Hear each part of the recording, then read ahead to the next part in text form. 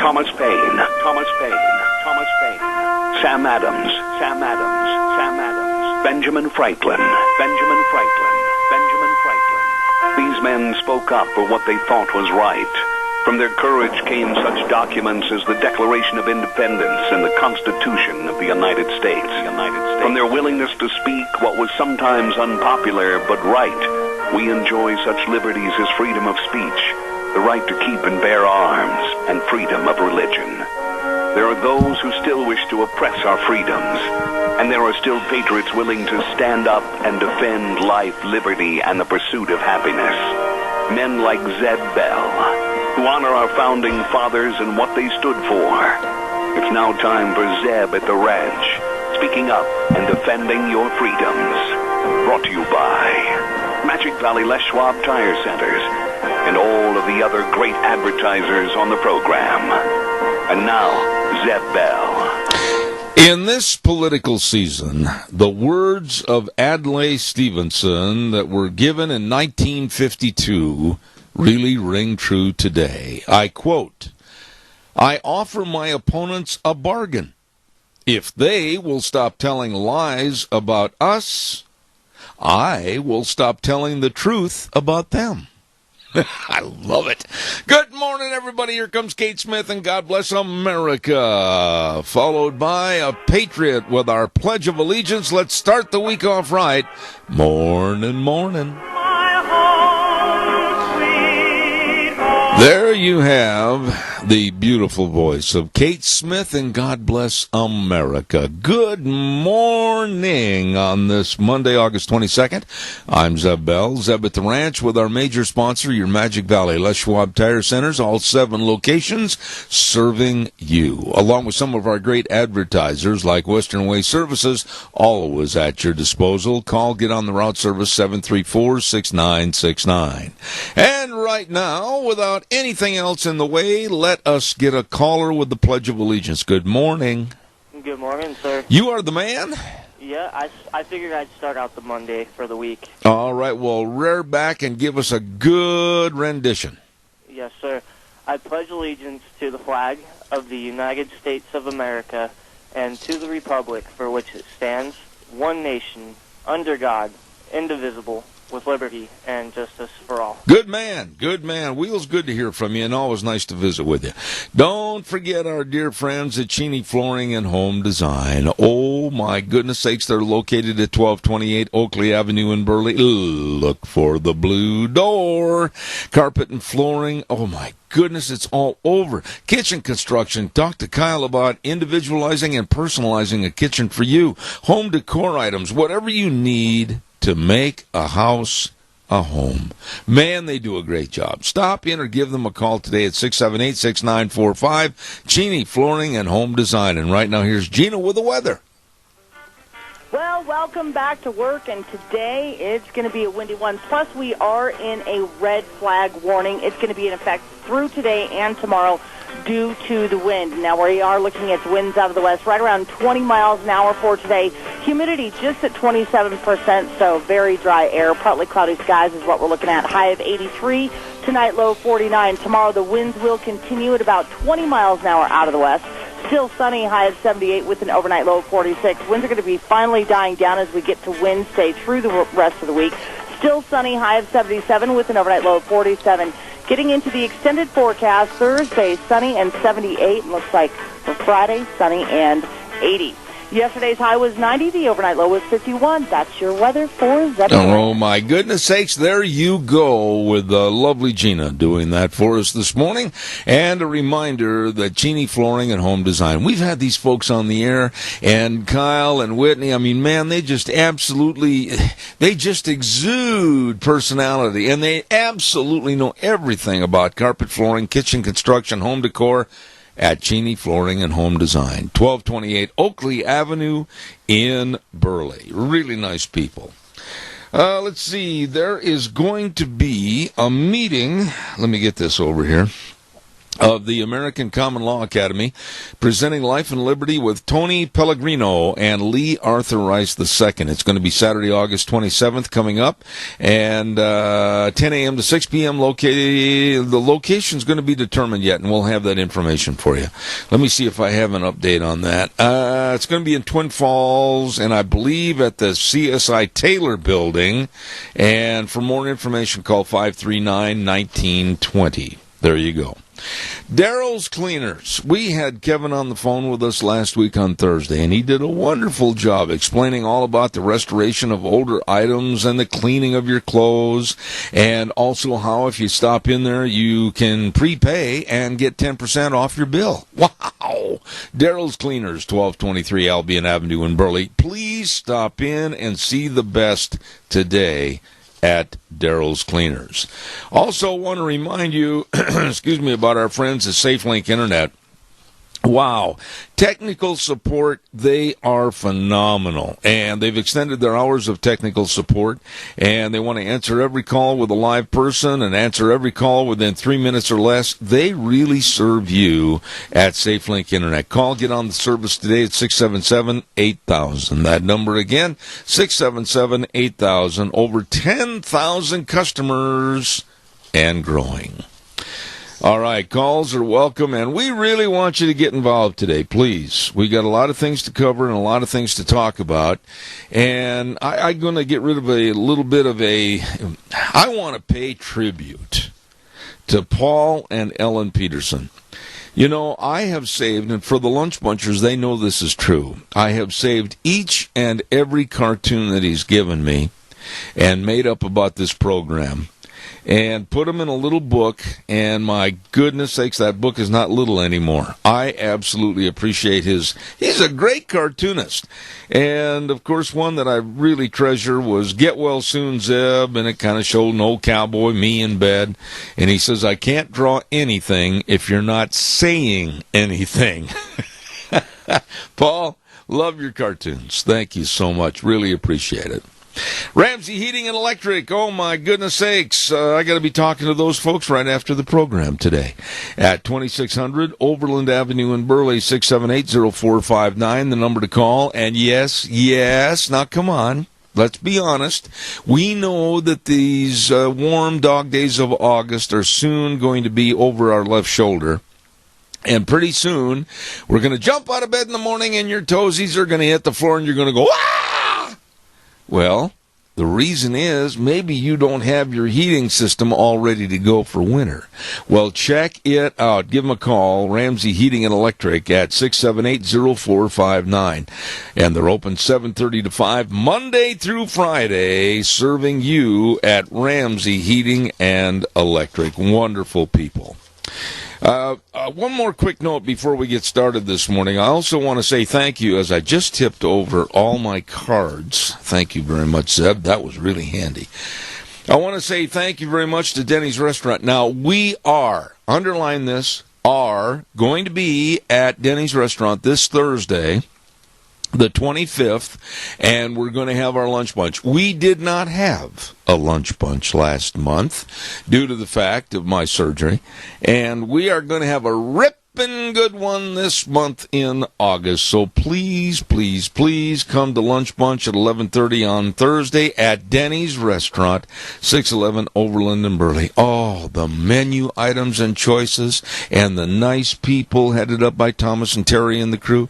You're going to love the food. You're going to love everything about your visit at Denny's Restaurant, America's Diner, and lunch bunch will be this Thursday at 11:30. Be there. Thank you very much. Really? Honestly, really, with all the news going on in the... Oh, wait a minute. Right, I'm going to hold that thought right there. Really? Okay. Good morning, caller. You're on the air. Good morning, Zeb. How are you this morning? Hello, Mr. Tony. How are you doing in Twin Falls? I'm doing pretty good until I heard the news this morning. Uh-oh. Hillary Clinton being let off the hook. Which news story are you referring to? The black judge at letting Hillary Clinton off the hook by allowing her attorneys answer questions for her. Yeah. She doesn't have to go before any board or anything else. Yeah, that's absolutely insane, and it just shows the power of the Clinton machine. All the more reason not to put this very evil, very sinister, very devious, and the list goes on, woman in charge of anything, especially being president of the United States. I really question, Tony, and I'm not trying to belittle anybody that's a supporter of her, but I got to be honest, and I got to tell the truth. I question the sanity and the collective minds that would possibly want her as a president. Well, Hillary Clinton is mentally and physically defective. There's no question about it. I can't argue We've had that. nothing but trouble. This country would be in an uproar if she ever became president. It would be the end of the United States. Well, we said that in fairness about Obama, and we've seen a lot of derogatory things happen with Obamacare and the influence of the Islamic ideology on our country, which is growing worse every day. And so we can't say, okay, the door came closed and we're all doomed with Obama, but it's getting worse every day, and the continuance of Obama's policies would absolutely nurture themselves with Hillary Clinton. Yeah, you're right on, Zeb. All right, mate. I think even the baddest things are looking, Trump is going to make it. I hope, and I mean this, I pray that you are right. Tony, say hello to Mary. Give her a big kiss, okay? Well, thanks. All right, buddy. Bye. Thanks. Calls welcome 436-2244, 1-866-927-4587. The more this campaign goes along, and I know it's not yet Labor Day, but the more this campaign goes along, the more afraid I get of a Clinton administration. Calls are welcome, 436-2244, 1-866-927-4587. Want to remind everybody about Barry Equipment and Rental. Hey, I love these people. They are really, really good, and they know equipment. And they've got a repair shop at the Burley location that absolutely can get the job done, repairing things like small engines, skid steers, lawnmowers, heavy equipment. Call Rod and Juan for your needs. I'm telling you, they are good.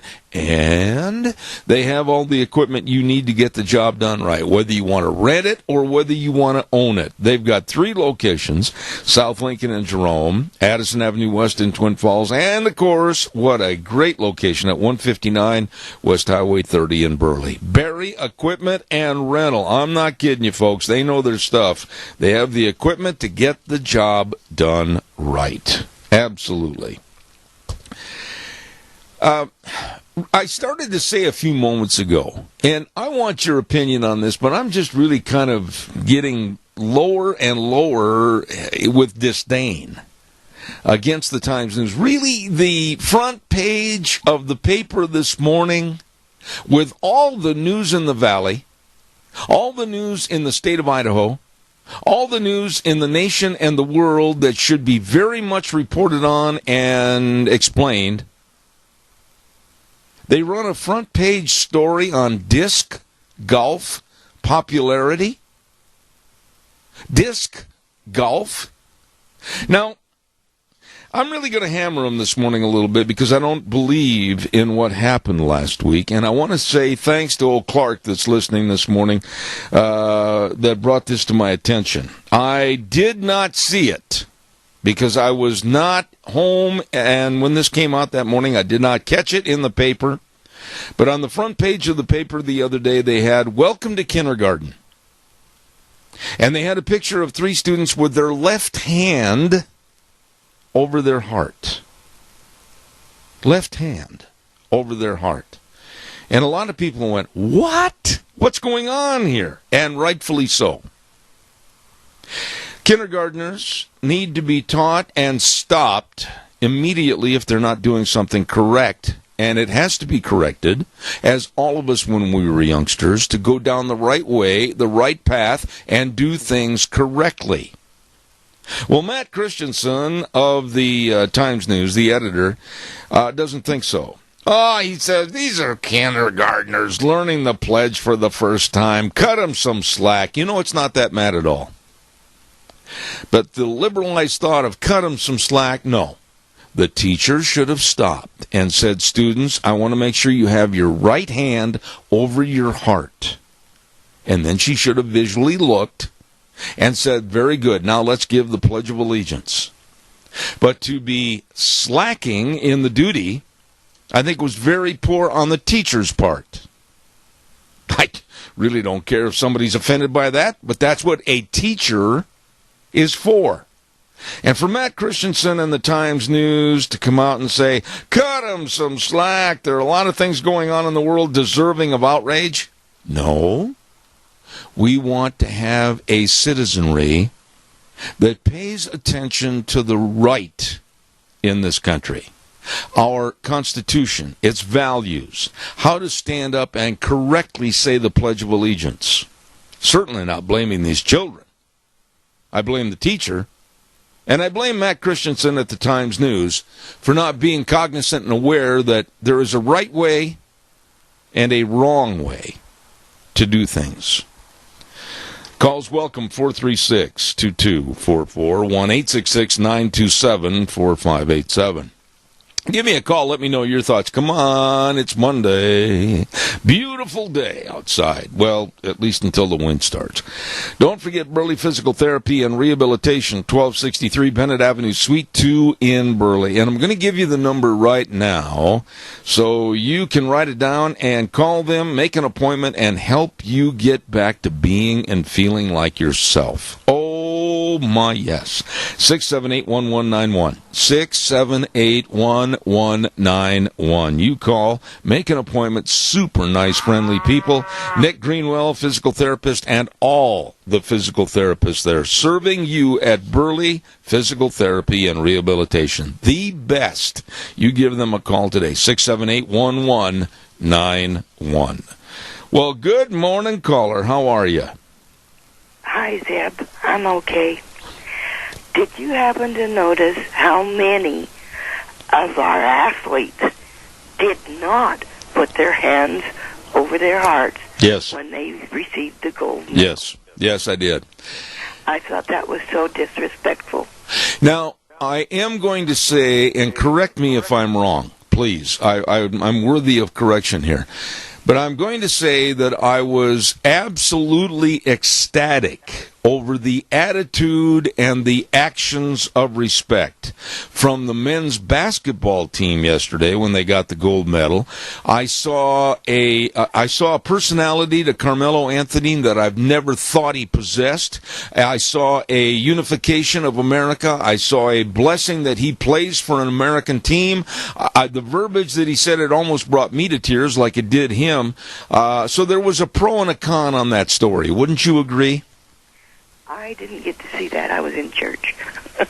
Well, it took place yesterday afternoon at approximately 2:30, quarter to 3. And I was very, very happy with the athletes' response after they won the gold medal for the men's basketball team. And so, yes, I agree with you. I saw some negativity. And, of course, the Ryan Lochte story with lying about what happened in Rio, that, unfortunately, overshadows all the good that came out of the Olympics. It really did.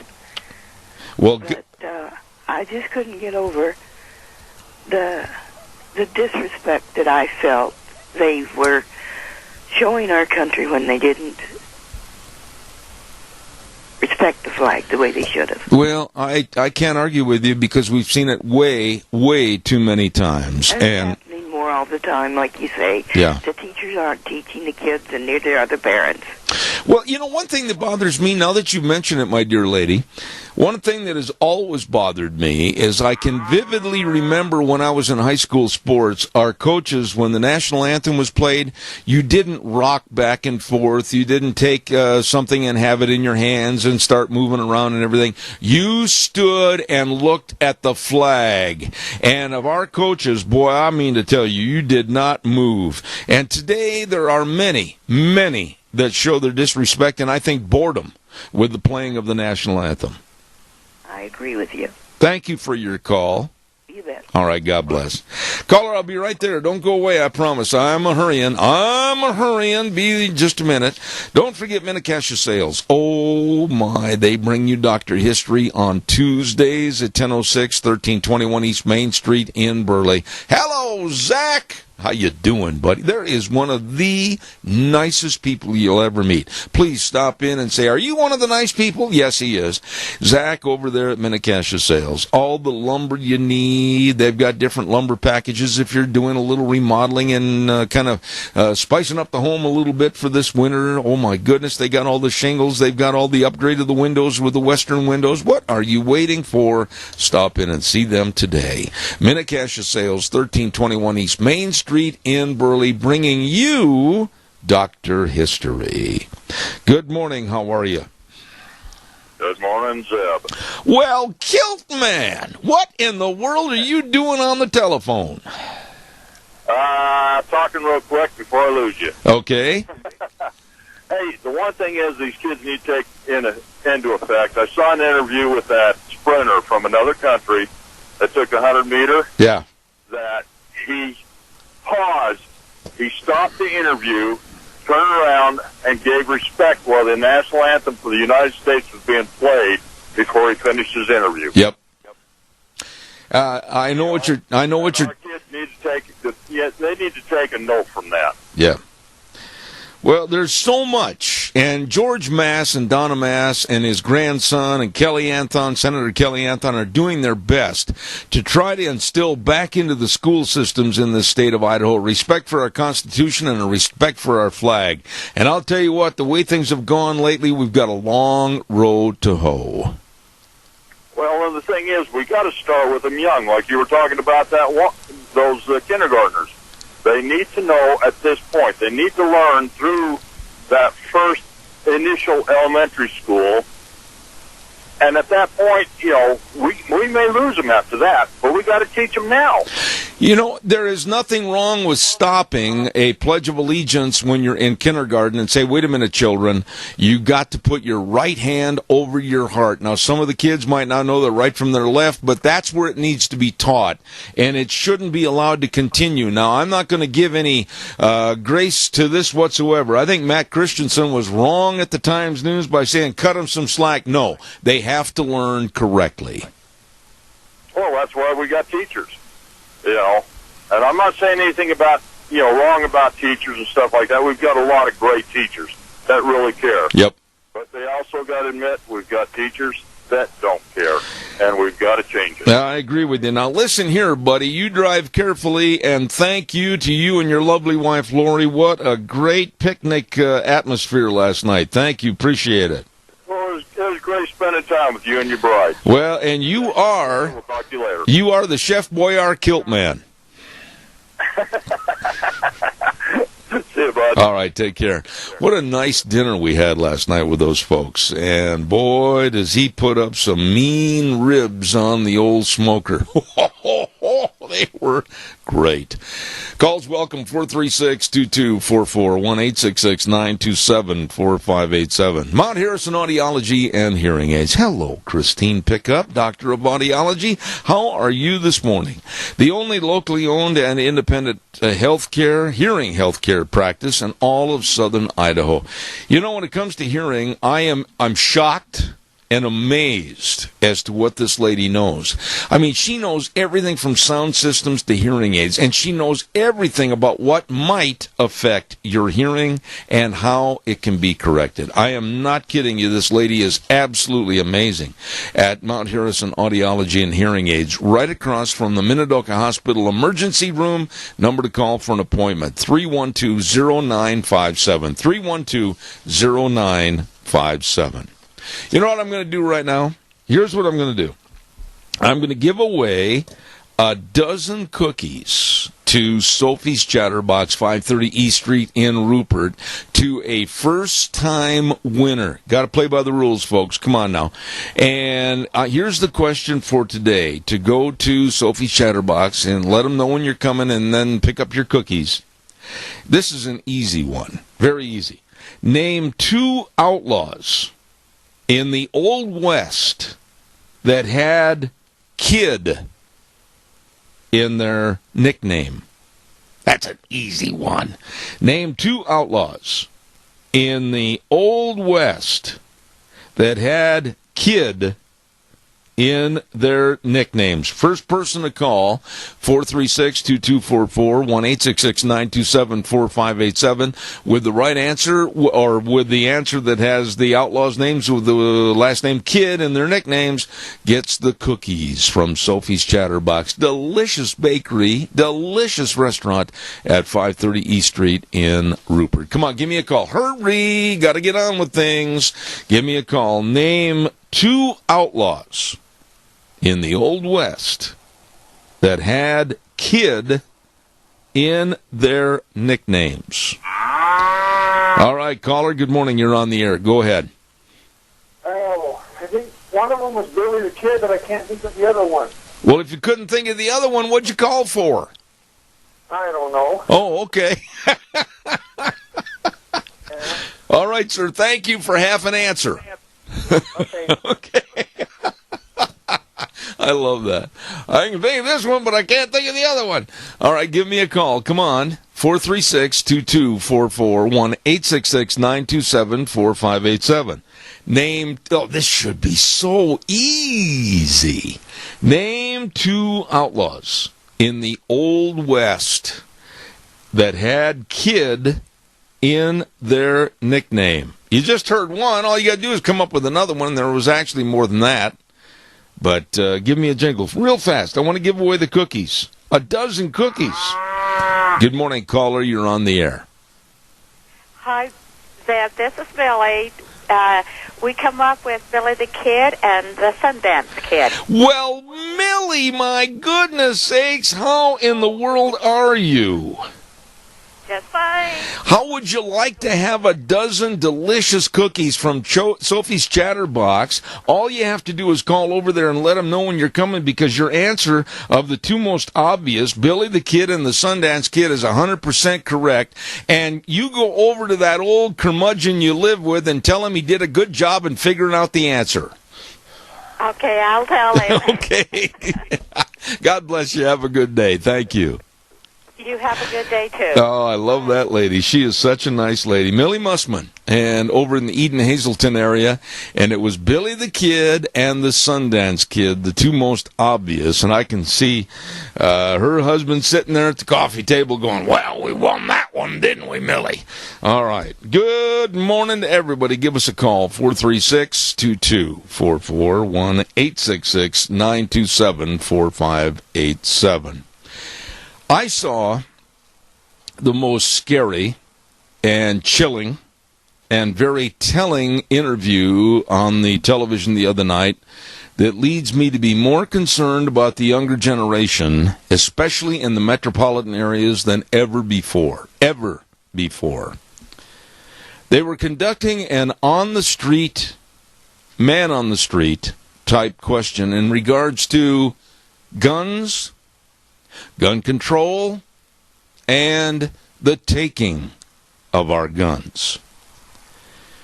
Ladies and gentlemen, I'm going to tell you that these young millennials, when they were asked about guns, I sat back and I thought, my goodness, where are we going? These are completely misinformed, not very educated young people that say, fine, take all the guns. Take them all. Confiscation. Go house to house. Get all the guns. We don't need guns. We don't need guns for anything. Get rid of them all. Only the government should have guns. Only the government should have guns. Those words are very chilling. And you think about the Bolshevik Revolution, you think about Nazi Germany, you think about Venezuela, you think about many, many instances. You can go around the globe. Only the government should have guns. You know, we live in a day and age where we don't know what's going to happen when we open the screen door and go outside. We don't know who's going to open the screen door and come inside. And if we take away our right to to defend ourselves and our loved ones. And abide by the words of these loony millennials that only the government should have guns. We are a lost country and a lost population. Does this not concern you? I mean, a lot of people go, well, they'll never take the guns. Well, listen, this is one of the mantras of the Democrats and Hillary. Don't you think for a minute that she has not talked about the Australian gun confiscation program, because she has. And if anybody says she has not, that is a bold-faced lie, which goes right along with her proposed administration. Liars. I've got all the stories right here in black and white that have been verified. I don't put anything on the air that's not. But for these millennials, take all the guns. We don't need guns for anything. That kind of a comment scares me, especially living in a rural area. Well, really, living in the major cities right now, Chicago, New York, L.A., that would scare them too. Caller, good morning. You're on the air. Good morning, Zeb. You know, we're overlooking one thing in this. When they're talking about taking away the guns, they're taking away the ammunition. Yep. And those guns are not much good without ammunition. I'm going to be very cautious about what I say, Keith, but I don't care, and I mean that, underline the word care, if you have a gun or not. That is none of my business. I don't care what kind of gun you have. I know that you are a legal, law-abiding citizen. And if you have a gun, it is either for sport or it is for protection. I would never, ever want to take away your right for either. But I'm not about to sit here and tell anybody that they can't have one, that they can't have the ammunition, they can't protect themselves. But you are so right. Economically, they're going to start closing the door on the availability of ammunition, which renders those weapons absolutely useless. You might as well throw them at the perpetrators. Yeah, another thing you might think about, Zeb, is the fact that these millenniums, we don't need the guns or anything, but what about these areas like Detroit, places like that have a mass population of black people? I'd like to see somebody go in there and try to take their guns. Well, this is the problem with Chicago, and my goodness sakes, what have all the gun laws done? What have all the gun laws done to eliminate the human suffering and the daily killings in Chicago? Nothing. What is a confiscation program going to do? No, the bad guys, the bad people, the people bent on destroying our society will always have weapons, and they are sitting back just smirking to see a gun confiscation program. They're sure as heck not going to turn theirs in. Well, one of these days you're going to have another deal, like especially in low-income areas, where you can turn in a gun and they'll give you $50 or $75 or something like that. And then they just mangle these guns so they won't be any good to anybody. You know, Keith, I'm going to come right out and say this morning, and you, as a dear friend, or anybody else can call and criticize me for this following remark. I will never abide by an edict that goes against our Constitution and our Second Amendment to give up or turn in my protection. Does that make it clear? It's very clear. Well, I appreciate your call. Another thing that I wanted to mention when you were on the subject of the pledge, does Congress do the pledge now before they start their meetings like they used to? I'm listening. Go ahead. I doubt if even half of Congress people, even down to the Republicans, will make that pledge. Yeah. They don't really care. Let's just get on with the business. Yeah, I think that I think the values of our congressmen and senators has been diminished greatly over the years, and unfortunately, I don't think it's gonna turn around soon. Keith, God bless you for your call. I had a little trouble hearing you this morning. I apologize. Thank you so much. Well, I'm a little hoarse with my voice this morning, too. Okay, buddy. But you have a wonderful day. Thank you, sir. Always appreciate you. you. My wife's birthday card. You're very welcome, and I hope she had a wonderful birthday, and I hope you got some of that money out of your pocket and spent it on her. Well, I found out she woke up and she didn't look any older, but she said she was. Oh, okay. You're a smart man. Thank you, Keith. God bless you. Okay. All right.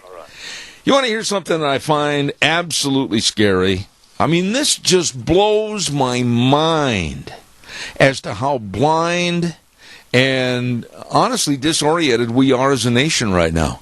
We have an Islamic threat against America, against Western civilization. Oh, come on. Don't say we don't. We have an Islamic jihad threat. And this morning, I heard an extensive report about Huma Abedin, the top aide for Democratic presidential nominee Hillary Clinton. Folks, I don't make this stuff up. Here it is. I'll read it to you from many of the news reports that come across the wire. Here's one from Newsmax. Absolutely one of the most reputed and well-informed news agencies. Huma Abedin has ties to a radical Muslim journal for 10 years, of which her mother still serves as editor-in-chief. This is a story written by New York Post Paul Sperry. He said the following: Huma Abedin is a devout, Saudi-raised Muslim and has worked for the Journal of Muslim Minority Affairs for 10 years through 2008. During the time Abedin was an editor, the journal published stories opposing women's rights and blamed the U.S. policy for the September 11th attacks. This is the main confidant of Hillary Clinton. Does this not bother you? And her mother is editor-in-chief. Don't you dare tell me there's not an influence there of the Islamic movement, the jihad, the Muslim Brotherhood, the poo-pooing of ISIS. What is going on? Why can't we wake up and smell the coffee? Oh, my goodness. Huma Abedin, one of the closest advisors to a woman, Hillary Clinton, that wants to attain the presidency and gives voice to Islamic critics and doesn't believe in women's rights and believes that our policies of the United States really brought on the 9/11 attacks. Oh, brother. I don't know. I'm outraged. And I am going to do everything I can legally on this program to denounce Hillary Clinton as a possible candidate. This woman is evil. Evil. Absolutely evil. Time for the weather. And the weather brought to you by the urgent cares of this area. Riverview Urgent Care in Burley, Urgent Care of Jerome, Twin Falls Urgent Care, minor emergencies, major care, no appointments necessary, quicker and less expensive. Go to their website and see what I mean. These folks are fantastic. Kyle James and the whole crew. UrgentCareOfIdaho.com. Holy cow, do they do a great job serving you. Right now, here's Gina with the weather. Well, welcome back to work, and today it's going to be a windy one. Plus, we are in a red flag warning. It's going to be in effect through today and tomorrow due to the wind. Now, we are looking at winds out of the west, right around 20 miles an hour for today. Humidity just at 27%, so very dry air. Partly cloudy skies is what we're looking at. High of 83. Tonight, low 49. Tomorrow, the winds will continue at about 20 miles an hour out of the west.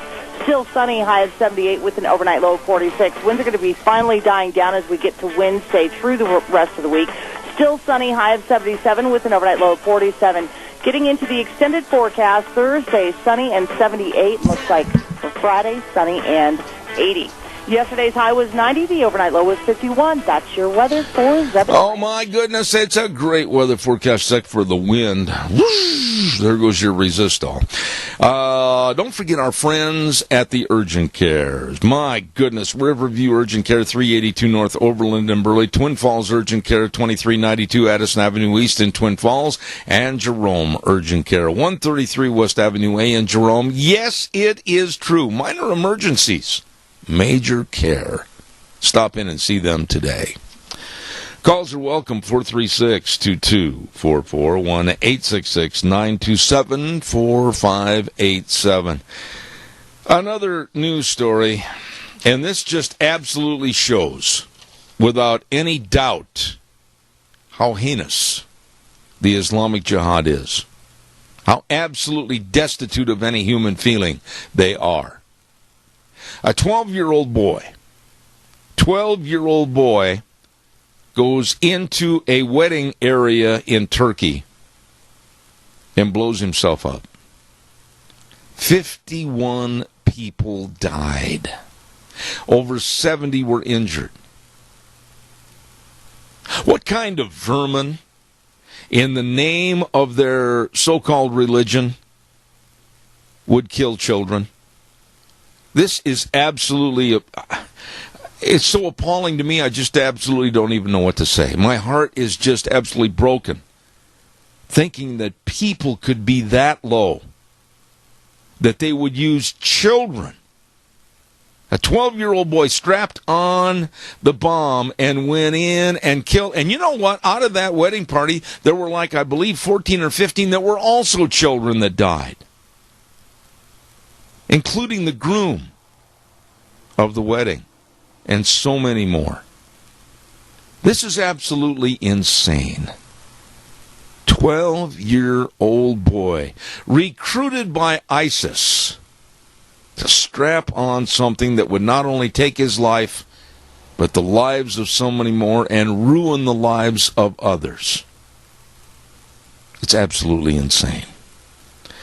Calls welcome, 436-2244, 1-866-927-4587. Please give me a call. I'd like to hear from you. We've got somebody brand spanking new on the program this morning that I want to talk about, and that's Ark Animal Hospital at 750 21st Street over in Heyburn. Oh, my goodness, I love their slogan. We have warm hearts for cold noses. They've been voted Minnecache's best veterinary hospital many, many years. And they want to welcome Dr. Liz Schrepfer as an associate veterinarian. Oh, my goodness. And along with Dr. Bill Fulcher, that's been in practice for 36 years, they can serve you. It's a mixed animal practice, meaning big or small, and they love them all. Ark Animal Hospital, 750 21st Street in Heyburn. Warm hearts for cold noses. I love that. Good morning, caller. You're on the air. Good morning, sir. Good morning. You don't see any of the leaders of that movement strapping on the belts and leading by example, do you? No, but I wish they would. I wish they would, too. But it really troubles me that these few people can talk so many people into doing something so disgusting, but yet they don't do it themselves. How in the world can our administration, how in the world can Hillary Clinton, that's running for office, how can they be supportive of a religion and movements within that so-called religious/ideology that wants to do harm and kill people? How can they be supportive of the Muslim Brotherhood? How can they be supportive and just say, oh, well, that's the JV team with ISIS? Doug, I am absolutely appalled as to how stupid, naive, or maybe there's another reason why they're doing it. Personally, I think there's another reason. Look who's advising Hillary. Look who's advising Obama. Look at their backgrounds. I mean, when I went to school, if it walked like a duck, quacked like a duck, it must be a duck. Absolutely. And 1 and 1 is 2. You add them up, and I don't know how you can come up with anything different. Well, there's I've had people say, "Oh, you're Islamophobic." You know something, Doug, dear friend? Maybe I am. I have read and studied so much about their ideology that, I guess I'm Islamophobic. I guess I'm a little concerned about the refugees coming in. I guess I'm concerned about a change or a distortion or a lack of our culture. I guess I'm a little concerned about some of these people that are coming through that have no vetting. I guess I'm a little bit more than concerned that they have had many, many instances of people that have come to certain areas, whether it's Europe or whether it's Minnesota or whatever, and have turned and shown themselves to be, for what they really are, a person that's bent on Islamic jihad. Exactly, and that's not being Islamophobic, that's being pro-America. That's like Trump says, putting America first. You're not against them, but if they don't believe in our Constitution, then they don't need to be here. Well, when you look at Huma Abedin as the main aide for Democratic presidential nominee Hillary Clinton, and working for a publication, a radical Muslim journal, for 10 years, and her mother's still the editor-in-chief, does that not make you a little bit more than curious and nervous? It makes me a lot nervous. But also look where Hillary's money's coming from. Yeah. I mean, you don't have to be a rocket scientist to know what's happening. All you got to do is open your eyes, open your mind, and listen to both sides, and then you can throw the chaff out and keep the wheat. Well, yeah, but there's one thing that's going on, and they're doing it effectively, Doug, and you know this. They are using the Saul Alinsky rules to get rid of people like you and me and our voices to be disdained, because they have a great big machine that absolutely comes out, points fingers, calls names, ridicules, and runs people into obscurity that are against them. And they're doing it. Well, yeah, they're doing it like Obama's used the race card to change the conversation from facts to, oh shoot, I can't be called a racist. Yeah. So that's how they do it. And we cut out there. I was also saying, you listen to both sides, and you'll learn to separate the chaff from the wheat. Yeah. But you got to listen to both sides and have an open mind. And that's one thing the left doesn't have, is an open mind. When it comes to, though, Doug, and I've got to admit this, when it comes to Islamic jihad and the Islamic ideology, I'm afraid that my mind is shut. I've read too much, I've studied too much, and I can't accept it. Well, it's not your mind shut. Your mind was open. And you got the facts, and you studied it, and now you've made up your mind. That's what I'm saying. Yeah. Right there. Yeah. I mean, it's like a saying I heard one time, and it's a fantastic saying. The mind is like a parachute. It only works when it's open. Amen. That's a good way to wrap up the call. Always appreciate your comments, Doug. God bless you, man. Thanks. God bless you. You betcha. Thank you much. There's got to be a time in everyone's life that I think you have to make certain decisions. And you have to throw some of the things that are being thrown at you, you have to throw them away and discard them and stand up for your virtues and stand up for your ideology and your religion. Those things that you have and I have are under attack today. And I, for one, am not going to weaken. I, for one, am not going to be accepting of that ideology. And they can call me names, they can do what they want, but I'm not going to change. I'm not going to weaken to accept their broad-based form of changing America.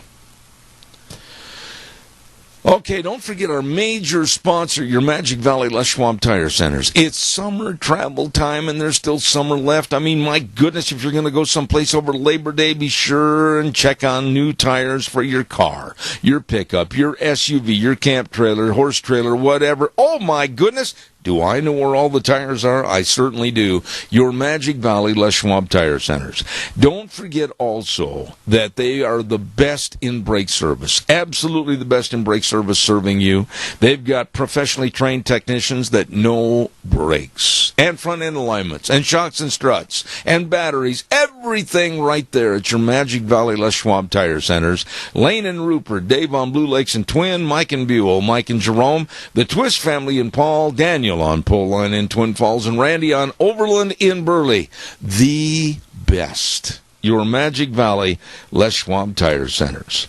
Coming up next hour, the Senior Junction Report and the Alliance Defending Freedom Report with attorney Doug Wardlow. We got a whole bunch of good people coming up in just a few minutes on Zeb at the Ranch, and we want you to stay tuned. And then at 10:06, Marita Noon, energy expert, and then a great interview at 10:32 this morning with Daniel Joseph. Don't miss that one. You're going to really enjoy his comments. We'll be back in about 6 minutes. Zeb at the Ranch, don't go away.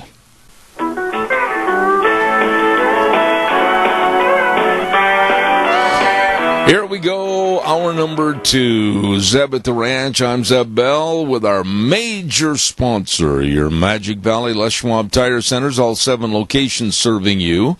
And, of course, some of our great advertisers like Western Waste Service. From the canyons of the Snake River and all across southern Idaho, we're always at your disposal. Western Waste Services, we care about our community, our resources, and this great land.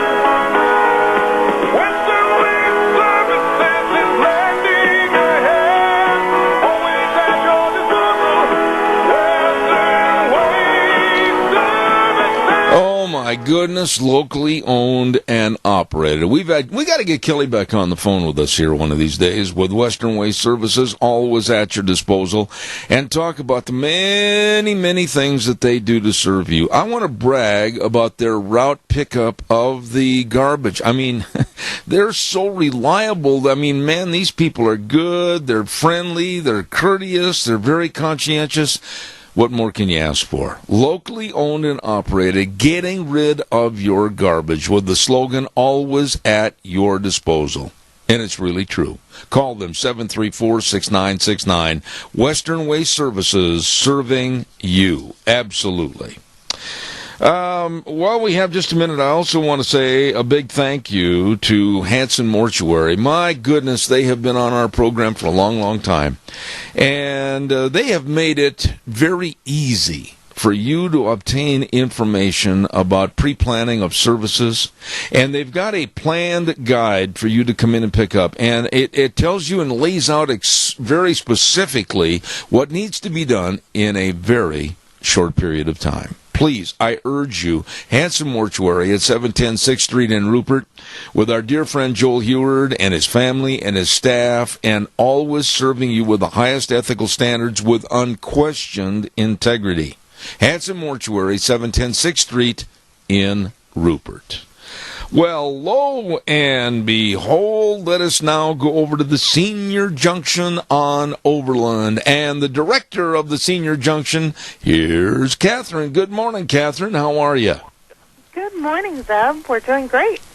What in the world is going on over at the Senior Junction? I know since you took over the reins, everything is exciting. You've got new, innovative ideas. Share some of those with us.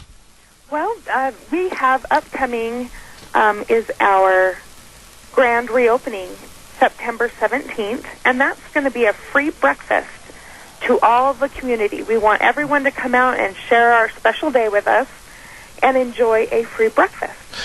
Okay, now, what are the times, and is it going to be indoors? Is it going to be outdoors? What's on the menu? And you said it's free? It's free.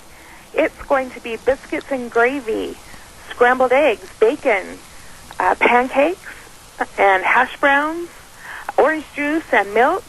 We want everyone to come out. It's going to be from 8 until 10. and it's just going to be a great time. We're going to have all sorts of fun giveaways, and it's going to be a great time for all. So we want everyone to come out and enjoy our special day with us. Absolutely. Now, you said it's the grand reopening. Why? Why is it called a grand reopening? It's called a grand reopening. We just changed our name from the Golden Heritage Senior Center to the Senior Junction. And that is, our motto is, age is just a number. Absolutely. We want everyone to come out and enjoy the senior center, and you don't have to be old. You don't have to think you're old. You don't have to be any age. You can come out and enjoy all that we have going on here. We also are going to be opening our bingo night.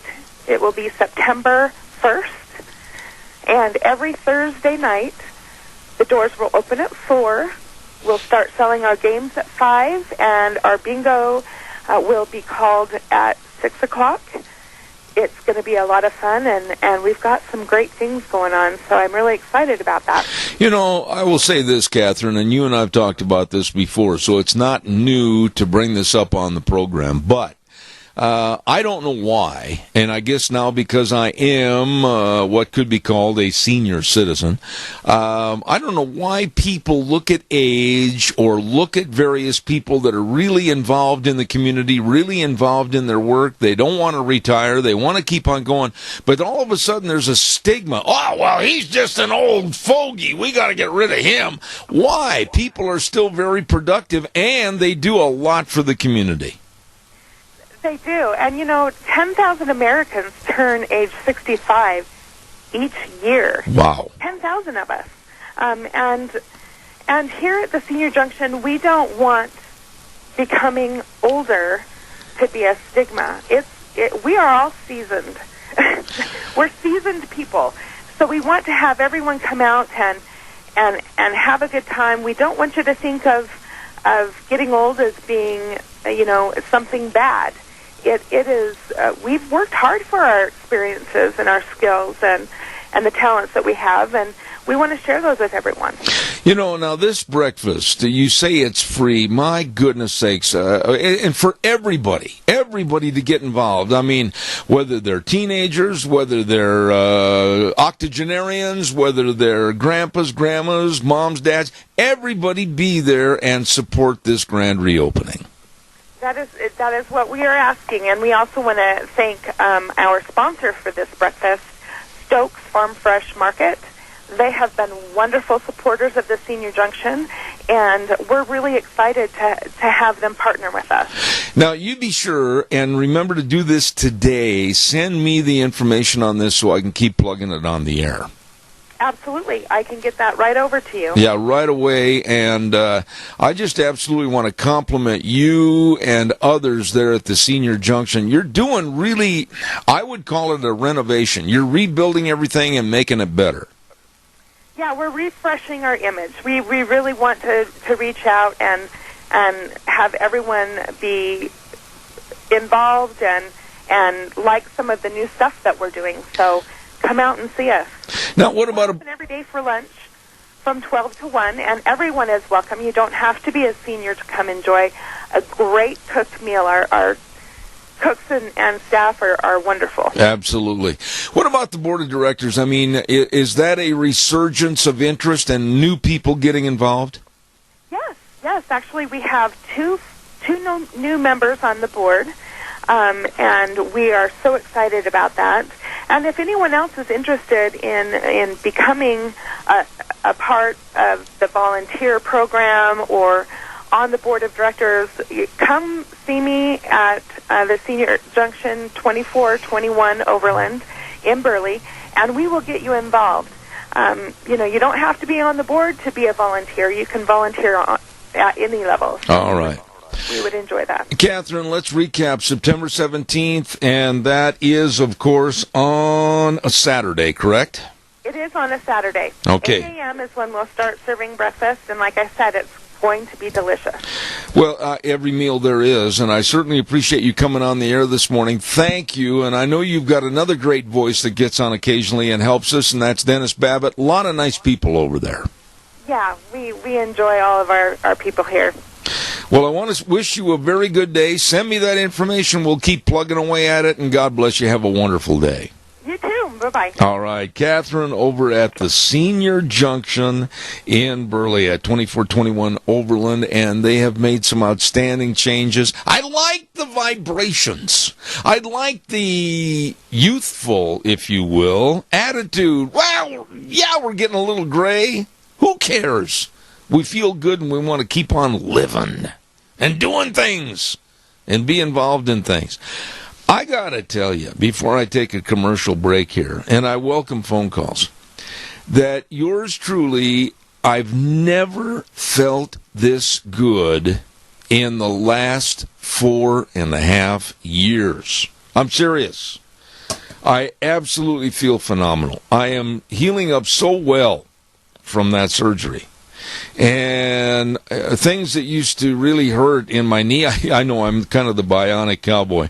2.5 years ago, I had the knee replaced. Now the hip, total hip replacement and everything. Wow. I don't hurt. I feel good. And I'm almost right now, let's say about 90% to maybe 92%, being specific, of where I want to be and healed up. I got to be a little careful walking in amongst crowds and watching out for little kids going zip, zip, zip all over the place. They don't bump me, but man, I feel like I'm doing pretty good. So I really appreciate it. And all your letters, all your emails, all your cards, everything, thank you so much. All right, calls are welcome and appreciated. 436-2244, 1-866-927-4587. I'm going to talk about Louisiana in just a moment, and I really want your calls, so give me a jingle. Don't forget Let's Ride, 270 Highway 24 between Rupert and the World. They're open Monday through Saturday, 9 a.m. to 6 p.m., and you know what? We were talking, Kiltman, Lori, and I, and Deanne, were talking last night about this. Fall, even though we don't want to think about it, fall is right around the corner. Well, they at Let's Ride are giving you great closeout prices on the 2016 four-wheelers, and the new 2017 are coming in.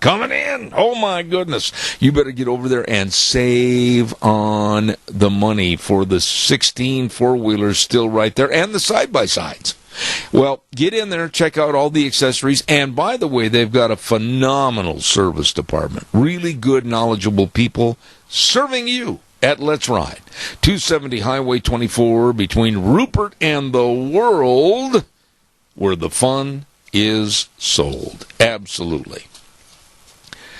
Louisiana's a mess, and I have some very dear friends down in Louisiana, and Baton Rouge, and also in New Orleans, all through the whole state, many of which are involved in the horse business.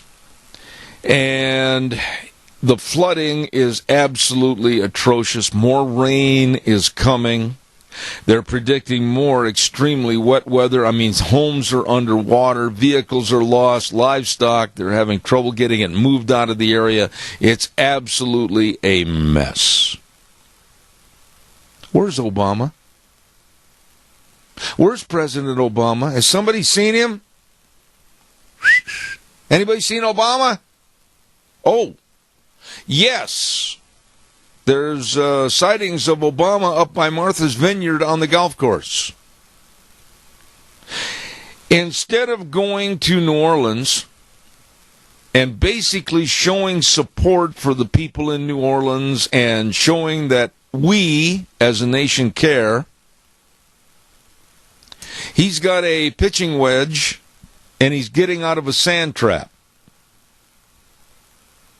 Have you heard anything from Obama? No, I haven't. Oh, he may show up down there next week after his vacation's over. After his vacation is over. Oh, I see. And what about Mama Obama? What's she been doing? Well, she's fundraising for the Democratic Party. Oh, I get it. Vacation, golf, fundraising for the Democratic Party, And these people down in New Orleans, that right now, and Baton Rouge and all through the state of Louisiana, are absolutely with nothing left. Many of which have just literally piled their possessions on a dry corner, or maybe a corner of their property where the water might have receded enough. I mean, just literally piled their life on a corner. And you know, even though it might not do anything to help the situation, but like President Bush lend his eyes and ears and heart to the victims after Katrina. Oh, he was criticized because he flew over it. Obama hasn't even left the golf course. But Donald Trump, now sure, you can say, well, it was just a political ploy. Wait a minute, I don't care what it was. Donald Trump and his staff, they went down there, boots on the ground, or in this case, boots in the water. And they took the time and effort. Sure, go ahead and tell me, well, that was just political ploy. Yes, sirree, they were just using it for political gain. I don't care. They showed up. And they told the people of New Orleans, and they told the people of all over the state of Louisiana, we're here to help, and we feel your pain. Obama didn't do that.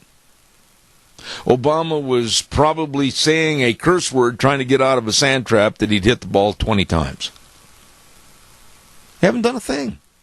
He hasn't done a thing.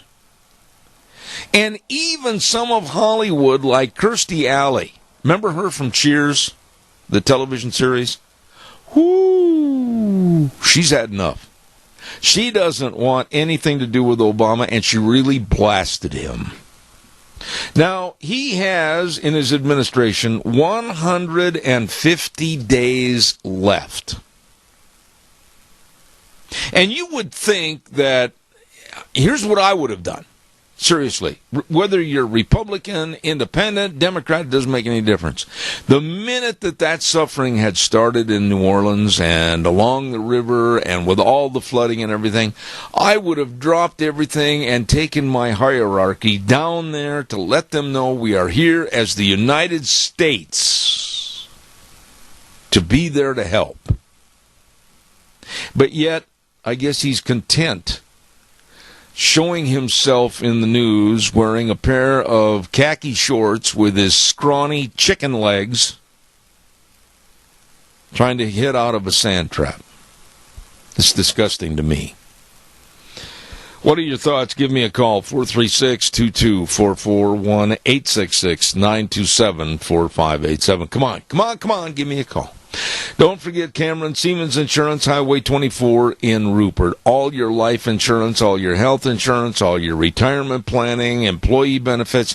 You know, don't let these things go. I mean, seriously, you've got to look at everything and say, okay, done deal, we're covered, this is taken care of, and you can sleep really well at night knowing you worked with the professionals. Cameron and Siemens Insurance, Highway 24 in Rupert, 436-4424. Give them a call for an appointment today, 436-4424. All right, your calls, come on. Your program, really. Give me a jingle, 436-2244, 1-866-927-4587. In kind of a related story about where we're headed in this country with a lack of leadership with Obama and, quite frankly, the Democratic platform. You heard it last week. I don't have to tell you. The State Department basically came out and said they lied about that money that was in that jet, $400 million to Iran. Yeah, it was ransom money. Yeah, it was. So all those deals with Obama standing up there in his suit, looking at the cameras, why, I'm offended that somebody would insinuate that my administration would pay ransom money. What? Obama. You can't hide the fact that you are nothing more than a liar. He lied. He had the rest of his administration lie and hide the facts. Yeah, it was ransom. Yeah, that jet didn't take off with anybody until that money was secured at the airport in Tehran. You know, watch their eyes. Watch their eyes. Whether it's a member of the State Department or whether it's a member of the administration, watch their eyes and their body language.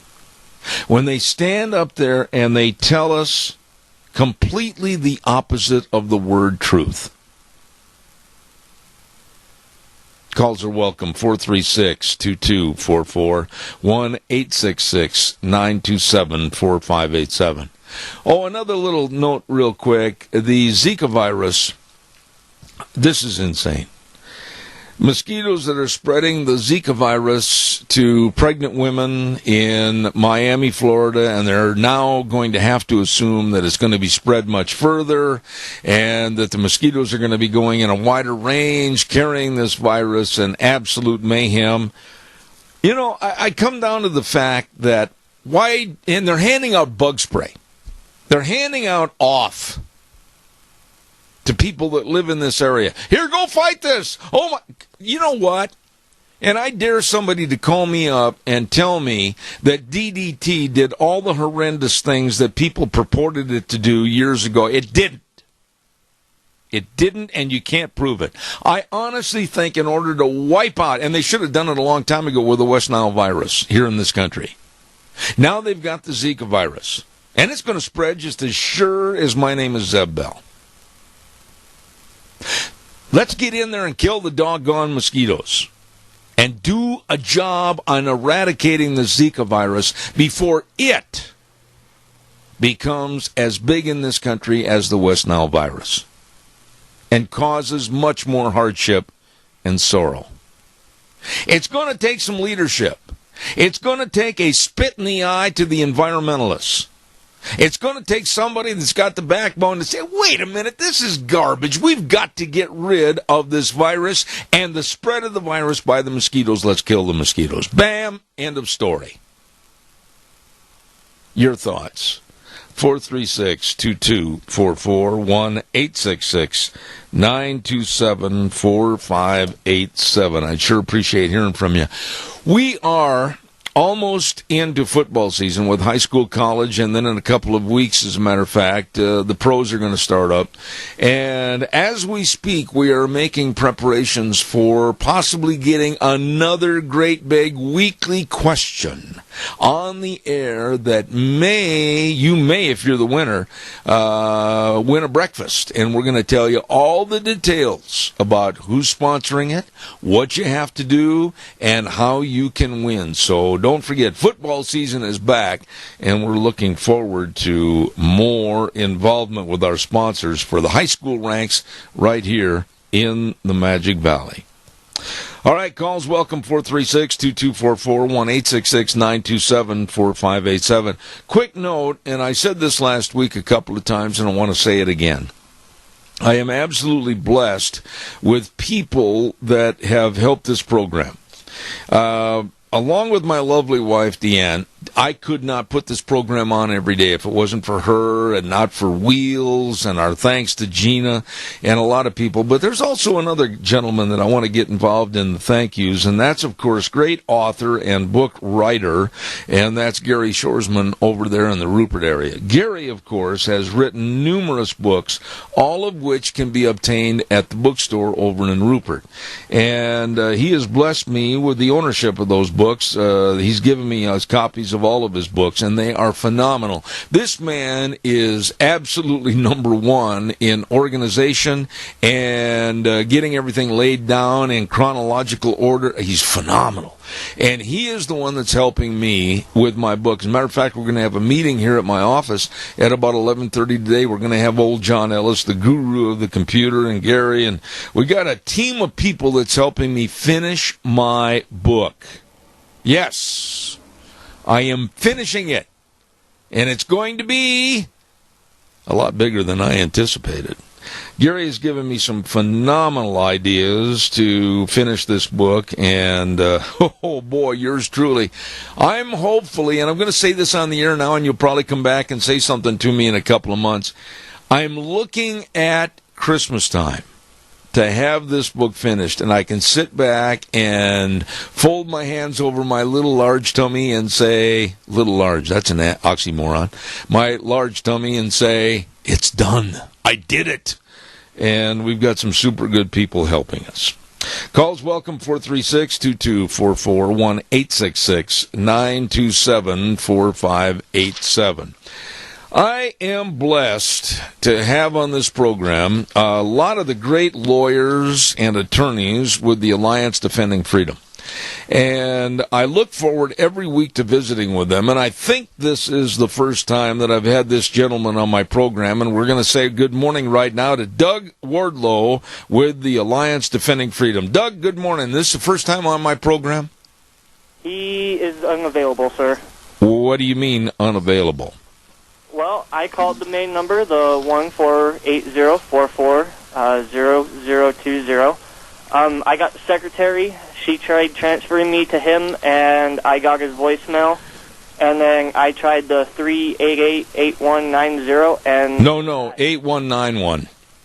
Oh, 8191. Yes. And I didn't get that as well, so I ended up leaving him 2 voicemails. All right, well, you just keep on calling.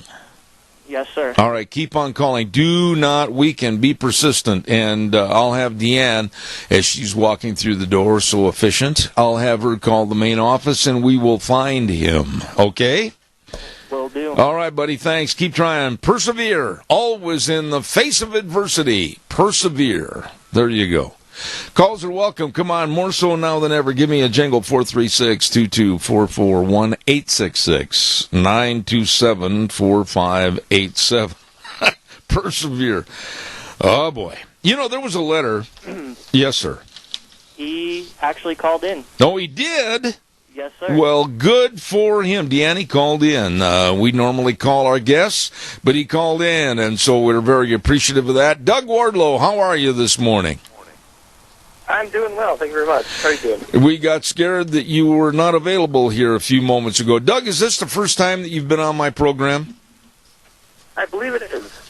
Well, when it's all said and done and the dust settles, you got to come back. So I'll just tell you that right up front. Doug, we have been talking over the many weeks about what's going on with this Obama administration and the repercussions of the transgenders using the bathrooms and using the locker rooms, male versus female, female versus male, etc. But there's also another equation to this case that took place with a funeral home in Michigan, and it was because of a transgender working in this funeral home that all of a sudden decided he wanted to start dressing up as a woman, and the funeral home said absolutely not when you're meeting the public and during a very stressful time, and they fired this male employee and all the repercussions that happened after that. Bring us up to speed and tell us what's going on. Yeah, absolutely. So the employee here was actually a funeral director at Harris Funeral Homes, our client, and the employee decided one day that he was going to start presenting as a woman. He told his supervisor that he would take a short vacation and then come back and start presenting and dressing as a woman, and that violated the funeral home's sex-specific dress code. And that sex-specific dress code is in place because of the funeral home owner's belief, or sincerely held religious belief, that one's sex is an immutable and God-given gift. And so what happened was the person was discharged, and then the employee went to the EEOC and filed a charge of discrimination. And the EEOC followed up on that and brought a lawsuit against Harris Funeral Homes alleging discrimination based on sex. And it's important to understand here that this is one of 2 cases in 2014 that the Obama administration actually selected to try to advance its agenda in terms of the transgender ideology, to expand Title VII, that's the federal anti-discrimination law that applies in employment and prohibits discrimination based on sex. They tried to expand the definition of sex to include gender identity. And this is one of two cases. The other one was in Florida, and that case settled. It's an eye care clinic, I believe. So this is a significant victory for us. The judge granted us our motion for summary judgment last week, and he ruled that the Religious Freedom Restoration Act prevents the EEOC and the Obama administration from forcing the funeral home to give up its sincerely held religious beliefs, and prevents them from forcing the funeral home to allow this employee to dress as a woman while on the job in violation of their dress code. Absolutely. You know, Doug, I read this whole story, I've followed it, and it boils down to this, that as employers, we have been now losing our rights. We have been having to bow at the throne of Obama's administration and government, and we have been in fear of what they're going to come down with next. And I can't imagine, Doug, I cannot imagine what the mental turmoil would be for a grieving family at a funeral. And their friends sitting there watching a transgender, a male dressed as a female coming up and trying to work with them. It's not only above disgusting, but it's also pitiful for the entire family to have to be in that situation. Right, it really is. Of all places to push this agenda, it seems like this is one of the most inappropriate you could think of. Of course, it's inappropriate for the Obama administration to try and do an end run around Congress in any event. Congress would need to act and amend Title VII if they really wanted to include gender identity in the anti-discrimination prohibition, but they didn't do that, and obviously when they wrote Title VII, they didn't mean sex to include gender identity. Yeah. So it's wrong for the Obama administration to try to get the courts to change it unilaterally, but in any event, this is pretty much the most inappropriate place you could think of. Well, Doug, let me ask you this, as a lawyer, but then also as a Christian. Answer this question. Why, in your opinion, is this administration, the Obama administration, and quite frankly, the Democratic Party, we hear the same thing with Hillary and some of her movements as far as what she wants. Why are they so bent on the erasing of the moral fabric here in our country? They do seem to be bent that direction. I think that they're statists, and so anything they can do to undermine the family and undermine traditional morality will help grow the power of the state. I think it's really what it comes down to. You know, there was one sentence in the story regarding this funeral home, and I want to read this because they weren't trying to impose, the funeral home was not trying to impose on this man in his free time. As a matter of fact, it said that the person could be wearing whatever they want at home. They were at all times free to dress as desired outside of work, but they were required to abide by the same dress policy that all employees are required to follow while on the job. What is wrong with that? There's nothing wrong with that. In fact, there would have been no problem if the employee had just wanted to dress as a woman on his own time and then just followed the dress code while at work. That's all that would have been required of him, but that wasn't sufficient. He wanted to violate the dress code, and he basically wanted a transgender exception to the company's dress code, but that's not allowable. You know, when we talk about our religious rights in this country, and we talk about this business and many other businesses that aren't allowed to be Christians and really practice their faith every day, and some do not want to be involved in photographing a gay wedding. Some don't want this, like at a funeral home, to have a transgender dressing up as a female meeting the family. Why don't we have the rights as a private business to run things as we want? Well, we do. We do have the right to do that, and this ruling shows that we do, and the Religious Freedom Restoration Act worked as intended here in this case. It gives the religious person and religious faith a fair hearing in court, and that's exactly what happened, and we prevailed. So this is a sign of hope, and it's cause for hope, and it makes me optimistic about future going forward here for religious freedom. Absolutely, and you were heavily involved in this, and I'd like to read the quote that you said, and I commend you for this. The feds shouldn't strong-arm private business owners into violating their religious beliefs, and the court has affirmed that here. The government must respect the freedom of those who are seeking to serve the grieving and vulnerable. They shouldn't be forced into violating their deepest convictions. Doug, that was very well stated. And I've said many times, the people that ADF, Alliance Defending Freedom, has are first-class people. Congratulations to you. Well, thank you very much. It's one small victory, and we'll just continue the battle. And when you say continuing the battle, are there other stories that maybe you can touch on this morning in regards to this, or what's happening? Well, there are a lot of things in this general area that are going on. You know, I'm sure you know the litigation going on in North Carolina with regard to transgender bathrooms and House Bill 2 there. So we're diligently fighting to defend that bill that allows, requires people to use bathrooms based on their biological sex. We're fighting against the Department of Education guidance under Title IX that would try to force schools to allow students to use bathrooms based on their gender identity and to use locker rooms and changing facilities based on the gender identity, which creates obvious privacy and safety issues. And there was a federal district court in Texas actually just granted an injunction yesterday evening that that is a nationwide injunction that prevents the Department of Education from enforcing its guidance that would otherwise have forced schools to allow students to use bathrooms according to their transgender identity. So that's a significant victory right there. Oh, well, I tell you what, with you and many others of the Alliance Defending Freedom standing up for our religious rights, I certainly feel comfortable. Doug, I want to say thank you very much for being on the program this morning. God's blessings to you and the Alliance Defending Freedom. But before I let you go, if people have questions about this case or if they want to follow what's going on, is there a website? Give us the information they can follow the Alliance Defending Freedom.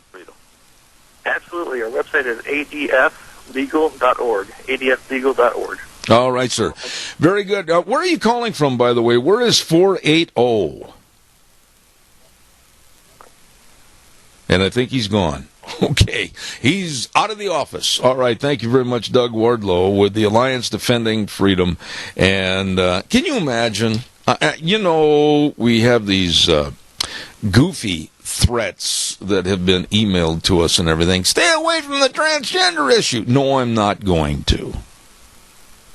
It's a sign, quite frankly, I think, of apocalyptic times that are very looming on the horizon.